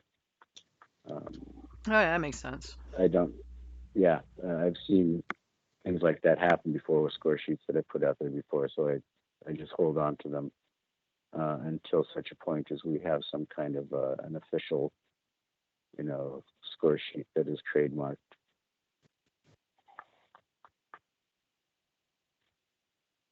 Muted myself. Um, well, I have to. I'm still coughing from Well, that. nobody else can. Somebody, glad you were able to. Oh, hush you. Don't make me come over there. I can't come over there, yeah. But eventually we'll be off quarantine and I'll be able to come over there. Don't make me. Don't make me come back there. Oh, excuse me. Yeah, I'm still after I came down with whatever this nasty thought I was gonna bust all my ribs cough that I had for 2.5 weeks, and I'm still coughing, and not to the point, thank God, where I'm trying to expectorate a lung, but still, um, yeah, I'm coughing a fair amount, so I have to mute. I basically mute whenever I'm not saying anything. It's just smarter that way. Okay. I think that's all the questions that have come in so far. Y'all going once, going twice. Amazing. I know, right? I said they're so shocked that you're finally back on the show that they don't know what to say. That's That all and I we've been got. off for 3 weeks. Yeah, yeah, they're not awake Oh, yet. okay. Yeah, You're not 'cause whipped into the usual frenzy. pretty much, yeah. So maybe maybe get you back, you know, a month or so before Mazer, and whip them into. Oh, here we go. David has a Yeah, question. David has a question. Go for it. East versus West buckwheat. He's heard it is different. What is your description of the two? Horse piss versus not so much horse piss. Yeah, that's kind of the way I look at it. Is like Western is at least usable.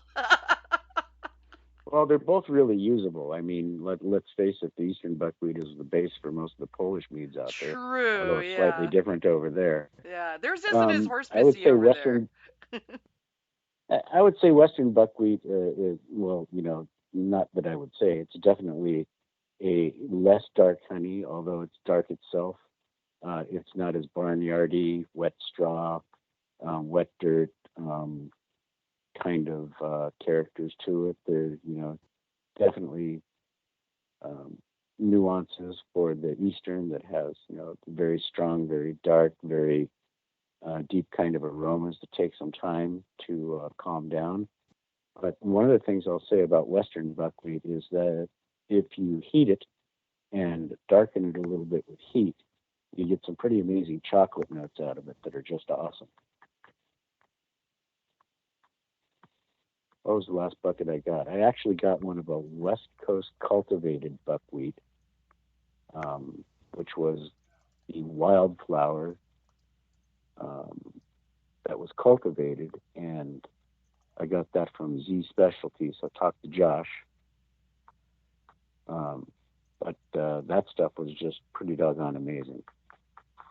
Very cool. I like the dark. I like the dark caramelly molassesy, stuff, and the pungency of it is stark and interesting. But in my personal experience, or rather, I should say, in my personal tastes, I'll take the Western over the Eastern because there's just too much of that barnyardy thing for me in U.S. Eastern buckwheat. I haven't noticed that the Polish Eastern or the Polish buckwheats are as barnyardy as Eastern U.S. buckwheats. Oh, really? Because it's definitely there in a big way. Yeah, I don't know. For some reason, it just doesn't seem to come across that much to me. On the other hand, my palate isn't as That's because developed as they yours. age it. So. Well, there's that. Yeah, that's. But yeah, and I mean, and that's the, and that said, I have had some amazing Polish style meads made here in the U.S. that were made with Mm-hmm. Eastern U.S. buckwheat that were ridiculously good. So, Yep. obviously there's a lot to be said for what you do with it once you get it into the bucket. But it's Yep. said It's I didn't get to all about try a lot of perception. raw. Yeah, true. I didn't get to try a lot of raw honey when I was over in Poland last fall. I was too busy running around, but it was, yeah, the meats were good. Had lots of that. I bet. Yeah, unfortunately, not gonna Yeah. be able to go this year. We'll be like 2 weeks at the MeadCon will be 2 weeks before, like 2 or 3 weeks before they have the European. So yeah, I can't do both. I can't afford that. And if I've got to do Yeah. if I got to do two long trips, it's gonna be Mazer Cup and MeadCon, not MeadCon Right. and Poland. Yeah, I've got to do Mazer Cup. I can't miss it. Oh, we So, appreciate that. We'll be looking forward to seeing you there. Well, dude, I got a record to maintain. I've only ever missed one, and that was because I can't even remember what it was. I was sicker than all get out. But shoot, you remember the one year Mm-hmm. I came and it was 3 days after I had elbow surgery and my arm in a cast and all that? Y'all were yelling at me for coming out. Yeah. Hey, Vicky, can you hand me a pen? no. Yeah, and then there was Danny was like, "Sit down, Vicky, drink water. Vicky, sit down, water now." And like the whole time, Yeah. it was hilarious. I'm fine, really. No, sit down. You don't argue with Danny when she talks like that. You just don't. Yeah, when she gets out her drill surgeon voice, yeah, no, you're Yeah, I sitting. just do what I'm told. Period. Yeah, it's just easier that way. Yes, ma'am. Yeah. There's how many folks in the chat room. Let me throw them a curveball. So, how many of you guys blend honey before you make mead? How many? What was that now? How many of them actually blend their honey before they make mead with it? So they'll take 2 or 3 different kinds of honeys and blend them together in different quantities to get something that's not one or the other, but kind of a superset of the 3. Jackie B says always. Yeah. I don't exactly do that, but I do when I make a traditional, usually I'll add a little bit of like for a 5-gallon batch, I'll put in a kilogram of I was going to say barnyard buckwheat. Yeah. At least it's not. See, at least it's not Australian cat pee like David Webb was saying. Oh, if Hamish listens to this, I'll get smacked later. But yeah. Okay, so we've got a bunch of people going all the time, or fairly often, or on a regular basis. Good. Yeah. What kinds are they using? Okay, guys, you heard it. What kinds are you using? And while they're typing, Josh was asking if you had any yeast you wanted to give a shout out that people should try. Oh, sure. RP15, Sear, they're calling it Syrah now. L2225, which is now Rhone 2600, I think, or something like that. That's a beast. It's great for especially cherry melomels. 18% ABV tolerance. Can be used to restart stuck protocols. It does need a fair amount of nutrients, so you have to stay on top of it. But once that thing gets rolling, step back. It's, to me, even more aggressive than K1 or EC1118. Oh my. Yeah. Have you played, or I'm going to assume that you have, but what's your thoughts on BM 4x4? Diva. Diva, really? Yeah. Interesting. I used it when I made this batch of Chamerlo. And it has been just the sweetest, most well-behaved yeast. I've been so pleased with it. But that's interesting. Now, I would call RC212 a diva, totally. I mean, my God, you got to hold the can all the way through. Hate that stuff. But okay. It's great if you pandered to it. If you don't, not so much. It thumbs its nose at you and tells you to fuck off. Yeah. Okay. So David Webb says Texas Tour, Cotton Blossom, Mesquite, and Guajillo. And Guajillo, okay. Yeah, and then he's still playing with Virka yeast. And then Jackie B says Florida Orange Blossom, Avocado, Brazilian Pepper, Zambian Wildflower. Zambian Wildflower from the Zambezi Gold from Dutch Gold. That's a good one. That's a good one, yeah. If she's got some of that Zambezi Gold left over, tell her to take a look at 58W3. Jackie's a guy, so that's okay. I made the same mistake. Okay. Don't feel bad. I did the same thing. And he's like, yeah, I'm a guy. I was like, oh, sorry, Jake from State Farm. Yeah, take a look at the Lalaman 58W3. That's a pretty nicely matched up yeast to that particular honey. Okay, cool. Josh Holbrook, Mesquite, Zambian, Orange Blossom and Blackberry, Star Thistle and Blackberry are the combos he's done. Star Thistle and Blackberry is a nice combination too. It is, yeah. Yeah.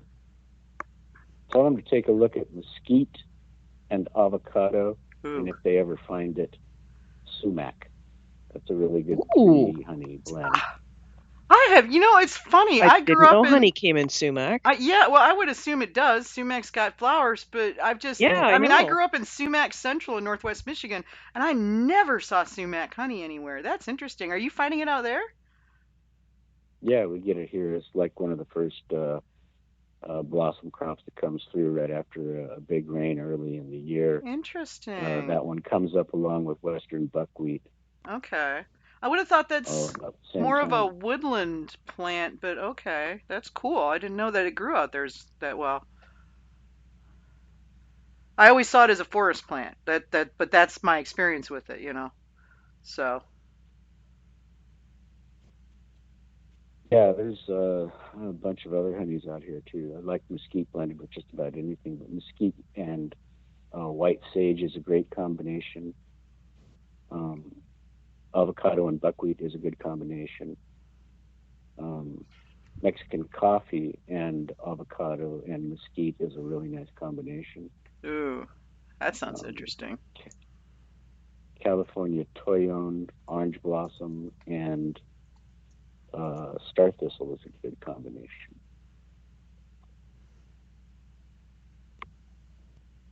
Now I'm like thinking I gotta see if I can track down bulk sumac honey. Well, now I'm thinking I gotta ask my beekeeper who likes to do, like, he'll take 1 or 2 frames out of the hive to get some really, really pure varietals, depending on when the bees are visiting things, and see if he's ever done sumac. Yeah, I should check up in the mountains. I bet the sumac grows good up in the North Carolina mountains. You don't see it down here in the plains so much.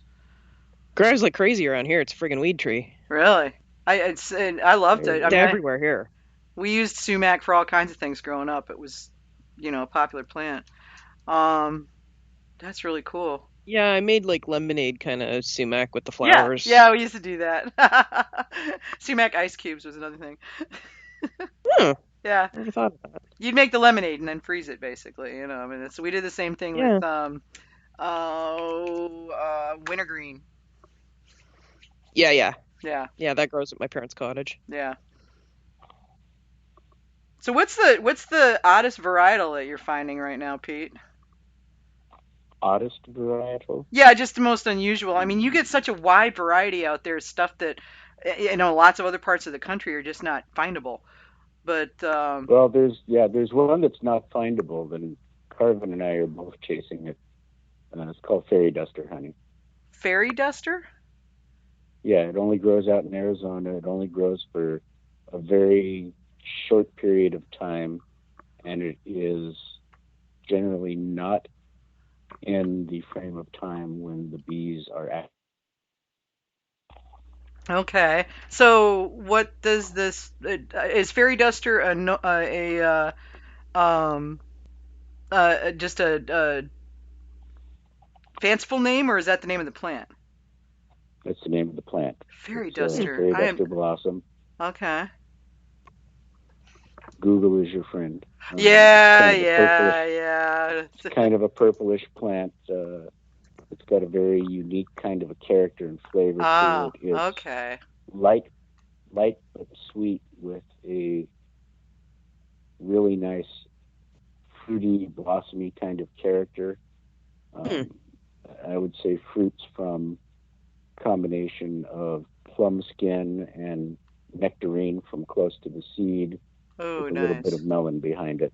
Okay. Pretty plant too. I'm looking at a Huh. picture of it. It looks like it might grow well here. I might have to see if I can lay my hands on a couple plants just for the garden. It's a nice looking plant. Evergreen and takes heavy heat.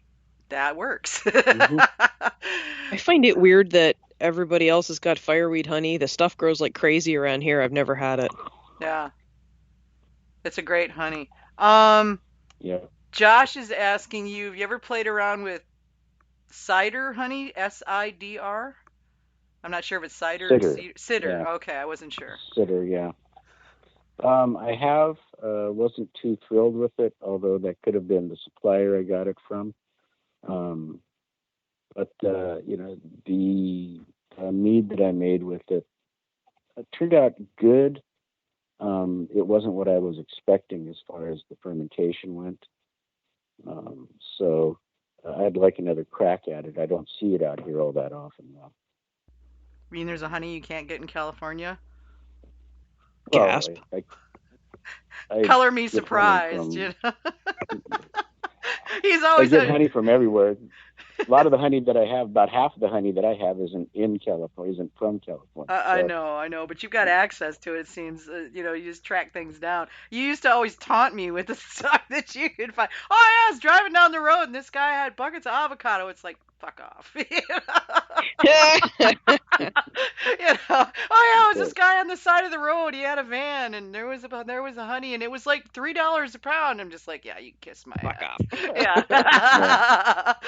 So Orange blossom cheap. Oh, I yeah, hate you. yeah, right. uh, Um, yeah, David. I still do that. There's Oh yeah, Jackie Pete's in Southern California. He's down north of LA. Or is it west? I can never remember.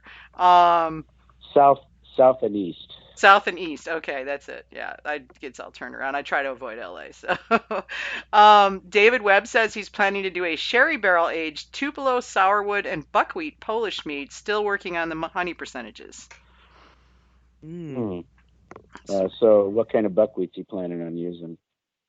I think that's why I was asking, what are your thoughts about Eastern versus Western? Because that was Well, him. depending on where you want to go with that, Recipe.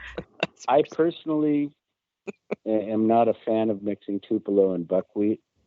I think Tupelo blends well with other honeys, but it's not my what I would consider my top three or even five He says blended Eastern. with buckwheat.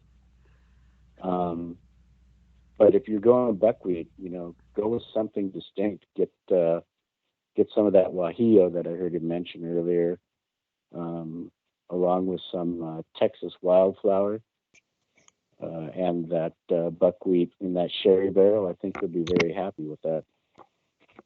That sounds really And good. I'd go probably 50% guajillo with about 20% buckwheat and about 30% of the wildflower. The buckwheat will give it a nice bottom end, and the guajillo and the wildflower kind of have what I consider complementary but not similar kind of characters and flavors. But I think the way that they would work with that bottom base of the buckwheat would work really, really well, especially in a sherry barrel. That sounds really good. Just me. Yeah. Yeah. Oh yeah, it was Jackie asking what part of California, and he says because he has tickets to Vallejo that he won't be able to use. I don't know what that is. I assume you do. Vallejo. Yeah. That's up in the Bay Area. Oh, okay. Yeah, Yeah, yeah, I don't know. mm, Yeah. yeah. That's outside of San Rafael. Oh, okay. Yeah, he's probably in a lockdown spot. Okay, Josh asks, how would you describe Guajillo?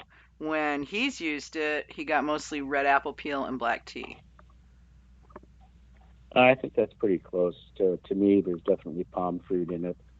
It kind of varies year to year and rain to rain, whether it's going to be light or more medium bodied. I don't think I've ever had any that I would describe as heavy body. Um, but I think it's an all around good honey, especially for blending that fruit character and that, for lack of a better term, that the fruit flesh from right under the skin rather than the skin kind of character that it has is really good to add some astringency that you don't normally get in honey. Never had Guajillo, except in it. Well, I had Meridian Hive's Guajillo mead, but I've never had the honey straight up. And gotten to try it Mm-hmm. beforehand. It's another one of those honeys I haven't had the opportunity to try. So many honeys, so little time. There you go. It makes a really good method one with, Oh, I'll bet. uh, yeah, capsamel, I should say, um, Hmm. with cascabel, chile negro, Okay. um, some of the other more off the beaten track chilies that I like. Would that work good with the chipotle's about as far as I usually go with peppers, and I've been wanting to do something with chipotle's and a mead, but haven't put together a combo that I really felt comfortable with. Yeah, I think that'd work pretty well with it actually. That and some black cherry and tart cherry with the chipotle. Ooh, ooh, yeah, and I got 3 or 4 cans of cherries and some dried cherries. Oh yeah, I've been sitting there looking at those dried cherries, going, "What am I gonna do with these?" Thank you, Pete. Now I just got to see if I can get my hands on some Guajillo. There you go. Find somebody who's carry it. Maybe Josh can find some for me. Take a look at Walker Honey Farms. Ooh, Walker's got it? Cool. Okay. I think they do. Alrighty then. That works. Yeah, I got several more batches to pitch since, it's not like we have to go anywhere. Right. Yeah. Gotta rack the Chamerlow, and then I gotta pitch. Okay, here's a question for you. I got 4 gallons of strawberry juice and 4 gallons of peach juice, and I was planning on doing um separate melomels with those. What I hadn't decided yet was what honeys I wanted to use. I mean, I know what I've got, but I'm just curious what you'd put those together with. Well, what kind of honey do you have? Oh, well. If we're talking about honey on hand, let's see, what do I have? I have some South Dakota clover. I have a bucket of wildflower from Dutch Gold that I picked up that I was going to do a honey or a mead making class with that the thing's now canceled for, so I have the bucket of honey. I have a bucket of the pink peppercorn. I have somewhere Pink peppercorn. pink peppercorn. Pink peppercorn and the peach. Oh The yeah, pink peppercorn and the peach. yeah. You're right. That probably would work really well. Okay, And then the clover with the strawberry. okay. That was kind of the way I was leaning with the strawberry because I usually bring a little cinnamon into the picture with that too because it seems strawberry and cinnamon work well together. Sure, toss a little ginger in there too. Oh yeah. That's a good Just idea. enough so it's a background flavor. Yeah. Okay. Okay, cool. Yeah, I was just getting ready. I picked up some pails when I went down to pick up a second 15-gallon to rack my Chamerlow into, and I picked up a couple 7-gallon pails because I've only got 4 gallons of the juice. So, Right. okay, let's see here. All right, David Webb is saying, ever had a Rumtopf mead? Rumtopf? Rumtopf? Rumtopf? Oh, Rumtopf. Rumtopf. Nope. German. Oh, yeah, I me have neither. not. Yeah, not even familiar with that. I'm ashamed to say. Seen them, heard of them, never tried them. Yeah. So, David's telling me, how about some chili patines? A patines? Pequin? Petines. Oh, petain. No. Patin, okay. I was talking about a Pekin chili. Yeah. David's in Texas, so it's everything chili down there, you know.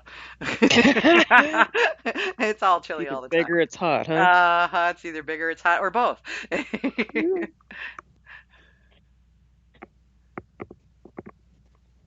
Yeah, so That's a new one for Texas. me. I was out in East Texas, so. Yeah. Oh, okay. David says patin, paquin, pepin, all the same thing. Oh, Pekin? Yeah. Yeah. Okay. Yeah. Yeah. And then, okay, Rumtopf. Yeah, Rumtopf. He posted up a wiki. Literally means rum pot. Yeah. Oh, okay. Mixed fruit and alcohol. Oh, my grandmother used to make those. Is that what they were called? I don't know. I was 7. I wasn't thinking of alcohol at that point. I just tasted good.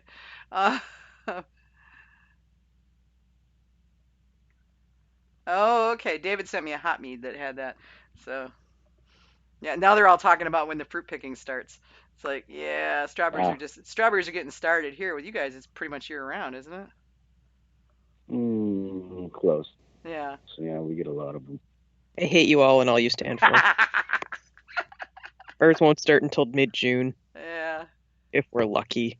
Well, it would be two simple words to that: ha and ha. Well, the one I like better is actually hothouse, but yeah. I don't actually own property with ground, so not yet. Gotcha. Well, I would say it would be strawberry season here if we were allowed to go and actually get the strawberries. Oh, jeez. I'm not sure strawberries are considered essential or not. I'll have to ask the governor. Hello, Governor. And one final word for the friends of ours up in the Great White North on strawberry subject: supper. You know what? Ours taste better than yours. So bite. That's what you think. That's what you think. Strawberry wars. Well, okay. The ones that you guys ship us are crap. Well, of course, we're not going to ship you the good stuff. Yeah, the ones that leave California are the shitty ones. I can attest to that because they're the ones that get here too. They're huge and tasteless. If you can't, the good ones don't ever leave the state. Because I've had some good ones when I've gone to California. That's the thing. If you breed for longevity and storage, you're not breeding for flavor, so that's what happens. Exactly. Yeah. There you go. It is technically a strawberry. Yes, it is. And plus, you guys never see the strawberries that I see, so it's a different kind of an animal. Well, yeah, that's true. And to be fair, you wouldn't see the ones that we get, which are pretty freaking awesome. Yeah, we get several different varieties down here. Some that they use for cooking and different things. But I've got Manicero, Berryman, and 4 other berry farms that are within like a 5-minute drive of my house. So we get then again, really good ones here. So within a 5-minute drive, meaning they're on the next block? Is that what you're saying? Because I've seen the traffic around where you live. Yeah. Maybe not today. Right now the traffic is not that bad, but normally. I can get to 3 of them without having to cross a major street. Then they're really close. Yeah. Mm-hmm. Well, I can walk to 6 apple trees that I don't have to pay anything to pick. So. Yeah. Yeah, but those are apples, they're not strawberries. Yeah, well. He's got a point. I grew up in apple and strawberry country. So, but I can make cider. You can make cider. What do you think? What do you think all those jugs of juice are? The strawberry juice. That's strawberry cider, man. It's juice. Yeah. Juice, man. It's juice, Yeah, man. we don't get the good apples out here because it's too hot. Yeah. Yeah, that's the one nice thing. We got a lot of the feral apples around here are all it's a mixture of red ones and yellow ones, and depending on when you pick them is how tart they are. So Right. if you You pick get some of them crabs up there, early. too? Oh yeah, crab apples are amazing up here. Yeah. In a good year they're bigger than golf balls. On a bad year they're, marbles. But Right.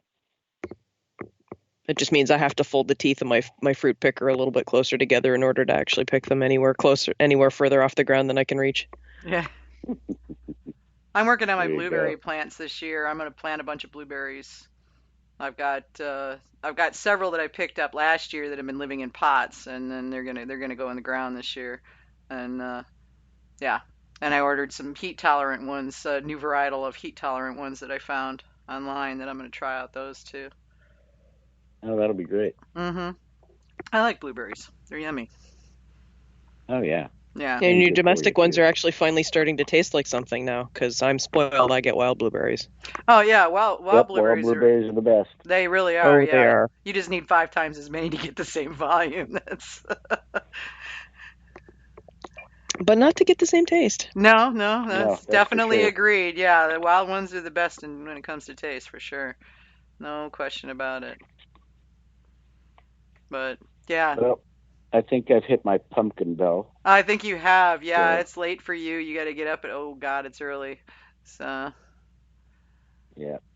well, But it, it's been a slice of heaven as usual. yeah, damn fine having you out again, man. It's nice. Thanks so much for Well, it's, coming. a lot, I missed it's it. always a lot of fun. Good talking to you, ladies, All right, man. All right, so I'll talk to you later, and thanks. All right. All Take care. Goodbye, everybody. Have a good evening, and thanks for having me on. right, night, Sleep well, Pete. Pete. Okay, bye-bye now. All right, bye-bye. Bye.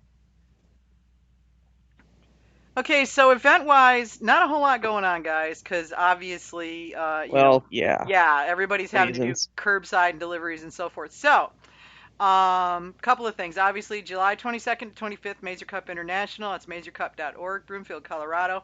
If you were thinking about judging or stewarding, that's the place to be. You're going to learn more in that one couple of days than you will in 5 other competitions anywhere else in the world. So mazercup.org, just keep an eye on it, and they'll let you know when you can start signing up to judge and or steward. Obviously, if you've already entered, your stuff's there, and they're taking good care of it, so not to worry. September 26th to 28th is the rescheduled MeadCon. This is actually directly following the GABF, Great American Beer Festival, which is in Denver. So if you're going out to GABF, stick around. There's going to be a MeadCon right afterwards. We're actually working actively with GABF to do some cross promotion to try to pump up the volume for both events. So we'll let you know what's going on with that. And of course, since meaderies aren't doing this, so we want to get you out there to say, hashtag buy mead. Go to your favorite meadery and do curbside. Go online to your favorite meadery and order online for shipment or local delivery. A lot of them are actually doing local delivery depending on the state. So, support your local meadery. These guys are struggling right now. Most of them are small cottage industry places. They don't have a lot of overflow, so they can't hang on for months until everything gets better. So you want to support your meaderies so that they'll be there on the other end of this thing. You go to gotmead.com/blog/commercial-mead, and there's a meadery list there. And in most cases, it lists phone numbers, email addresses, and websites so that you can go check them out and see what they've got. If they can sell online or are offering local delivery, most of them are posting it on their website. I've been spending every available dollar on buying mead, fixing to maybe buy a bucket of honey, and just trying to do my part to keep up. So if I've got spare cash, that's where it's going. So just to let you know, I know some of you guys are out there and you've been laid off or what have you, and we get that. So let's just do our parts to help support them. If you can't buy their mead, then spread their stuff around so other people can buy their mead, so that they can get seen and people can find out who they are. Support your local meaderies. Support your non-local meaderies. Just support mead. And, let's get it out there. Coming up next week, we've got Ken Schramm. So We're not we're worthy. not worthy. Yeah, woo. So Ken's gonna come on and he's gonna be telling us all about the fabulous orchard he's putting in up in Michigan that I am really, really hoping Oh, I'll get to see. yes. I know I can't. So The jealous. pictures have been amazing. Oh my God. So hopefully I'll get to see it if we're allowed to go traveling this summer. Ever. Yeah, ever. Yeah, so I'm hoping to go up because I want to go visit the folks, and of course he's up in Michigan where my folks are. So, but he's gonna tell us about that and what he's been seeing and trends in the industry and just Mead and what's happening in Mead and that and all kinds of Ken Trammy sort of things. So, it's Ken. You want to be there. This is period. End of. Ken Shrammy sort of Ken thing. Shrammy things. Yeah. And by the way, shramsmead.com is selling online. For those of you that were like, I'm never there to stand in line, they're selling online. Oh my God. Get up there and you can actually buy their meat online. Not every state has it, obviously, but go check it out and see if they can get it to you. And maybe if they're not in your state, maybe they're in the state next door and you know somebody there that you can ship it to, just buy them a bottle too. So that's the way I used to do it when you couldn't ship anything into North Carolina as I had friends. Here, I'll buy a case. You keep 3 bottles. I'll take the other 9. I'll see you next week. Visit. Yeah, honestly, I Pay a used to do visit. that. I used to do that with my sister-in-law who lived in Southern California at the time. So I would buy a Mhm. case of mead from this place from White Winter Winery in Wisconsin, and they would ship to California. They'd ship it to my sister, to Susie in California. Susie would take her cut and then turn it around and ship it to me on the back across the country. Most well-traveled mead there was. Thank God, Uh-huh. White Winter ships to North Carolina now. Woo! I just ordered a half a Yay. case. Just got it the other day. I'm so excited. Um, but yeah, so we'll see you guys next week with Ken Schramm, and we've got some other people we're working with to get them scheduled and keep things moving forward. So hopefully we can be a voice in the wilderness. That is our lives Mm. these days now that we're all locked down. So chin up, guys. We'll get through this, and let us know. Wash your hands. Wash your hands. Yeah, wash your damn hands. What the hell? And and don't go out unless you need to. Take care of yourself. Take care of your family. And we love you all. We'll see you next week. Take care, everyone. All right, night, guys.